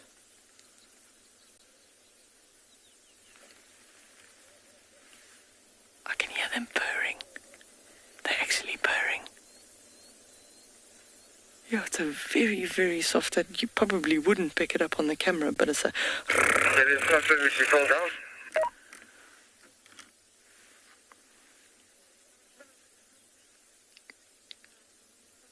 That's nice. While they're busy grooming, they're just enjoying that. That's why they're sort of purring. It's a very soft sound. Definitely wouldn't pick it up on the audio.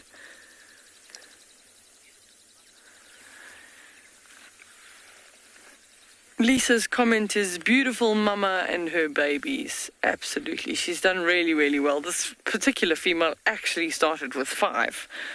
And slowly over the last sort of 16 months, they've dwindled down to 2. But still, it's a challenge to feed that many mouths. But you can just see the absolute love for her children there while she's grooming them.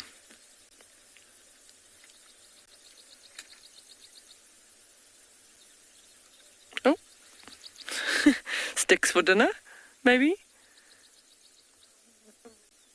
Sometimes that helps, I wouldn't say sharpen their teeth, but why not? You might actually get a clawing on the tree now.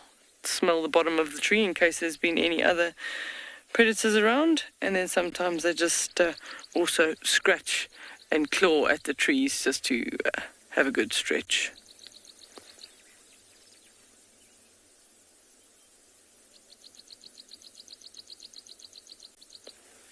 She's on alert. She is looking around, but as Craig and I look around, I don't see anything. She's not far from a waterhole, so it's a pretty smart place to be, in that there may be other animals coming towards the waterhole. But she's been lying up here now for the last 2-3 hours, and she's looking to move. So before these ones get mobile, we're going to send you across to Lauren, who's got something else with spots that's mobile.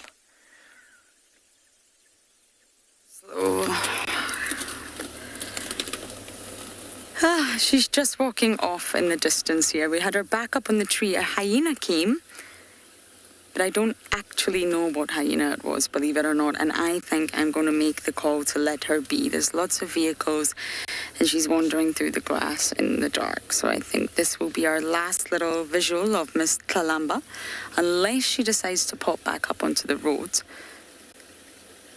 But it doesn't look like she will at this present moment in time. I didn't get an idea of the hyenas, I'm afraid. But we're just going to let her wander off into the dark, undisturbed, weaving through the terrain that is quarantine.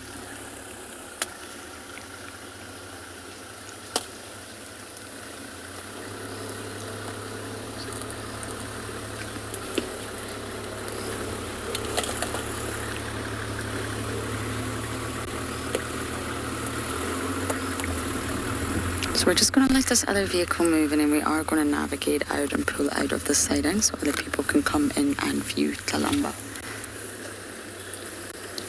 While they're pulling out of this siding, thank you, Johan. Okay, we're just going to navigate our way back to quarantine now. Sometimes at night you just have to call it. You just have to use your judgment. We had some really good visuals of her. The grass is long, and sometimes you just have to decide to let the animal be and call it. But hopefully, she'll be around quarantine tomorrow morning, especially if she makes a successful kill. And of course, the dogs are really not too far away. So we're going to do our last little bumble around quarantine and see if we can see anything else that's not Tlalamba.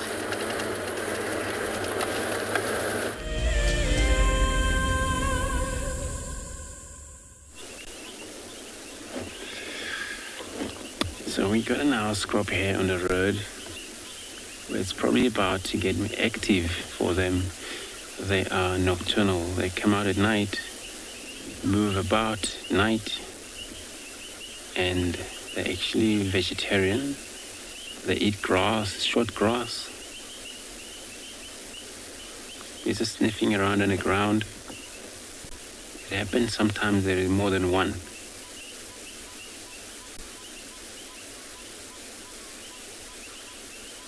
So the scrub hare, there is a difference between rabbit and the scrub hare. Where the rabbits, they're more likely, when they give birth to their young one, they, without their fur or hair on their coat, where the scrub hare give birth to a hairy little one.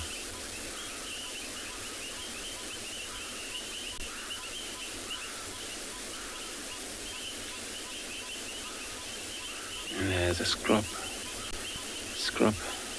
hare here. So there is also a riverine hare. It's quite a few different.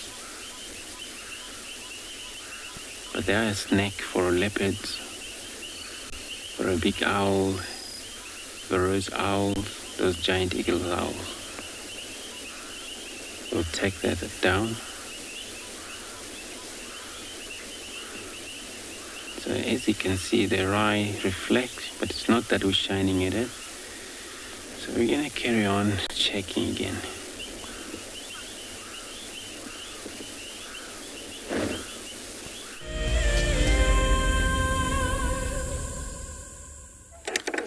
Mr. Drive.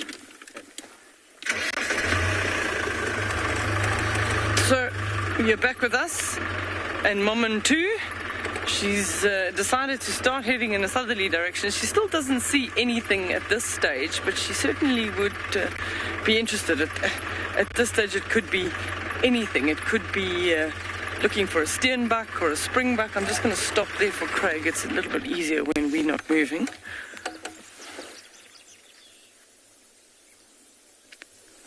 The camera's pretty much exactly like what we're seeing at the moment, so it's starting to get a little bit dusky dark, which for them makes them just blend in and camouflage in the environment.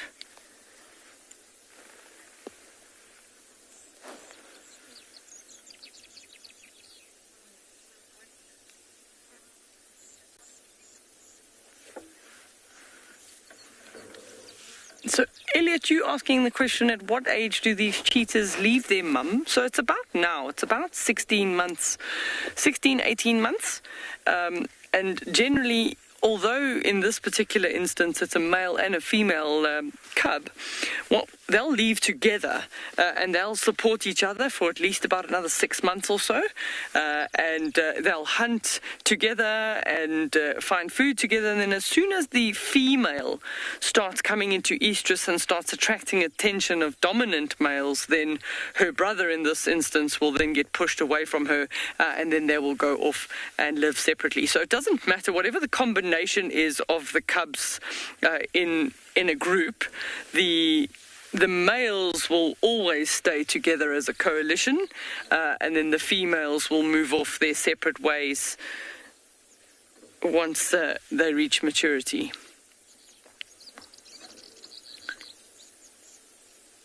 So she's done really, really well, and yeah, it's been really good spending time with her. She's now they've gone back to snooze. They've just found a new spot to lie down. They can have a bit of a better view. There's less grass in their face.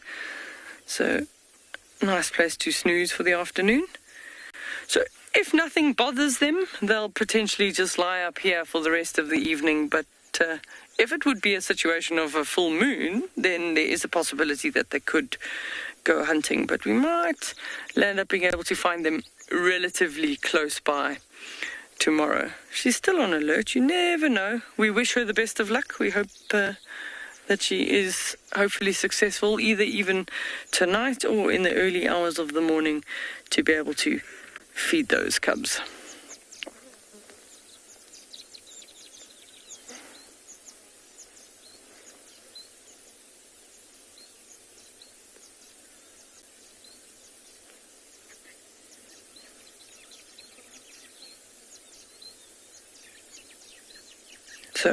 as their little tails wave, so are we going to be waving goodbye from Wild Earth. You can join us again tomorrow morning at 5:30 Central African Time, and thank you so much for joining us today.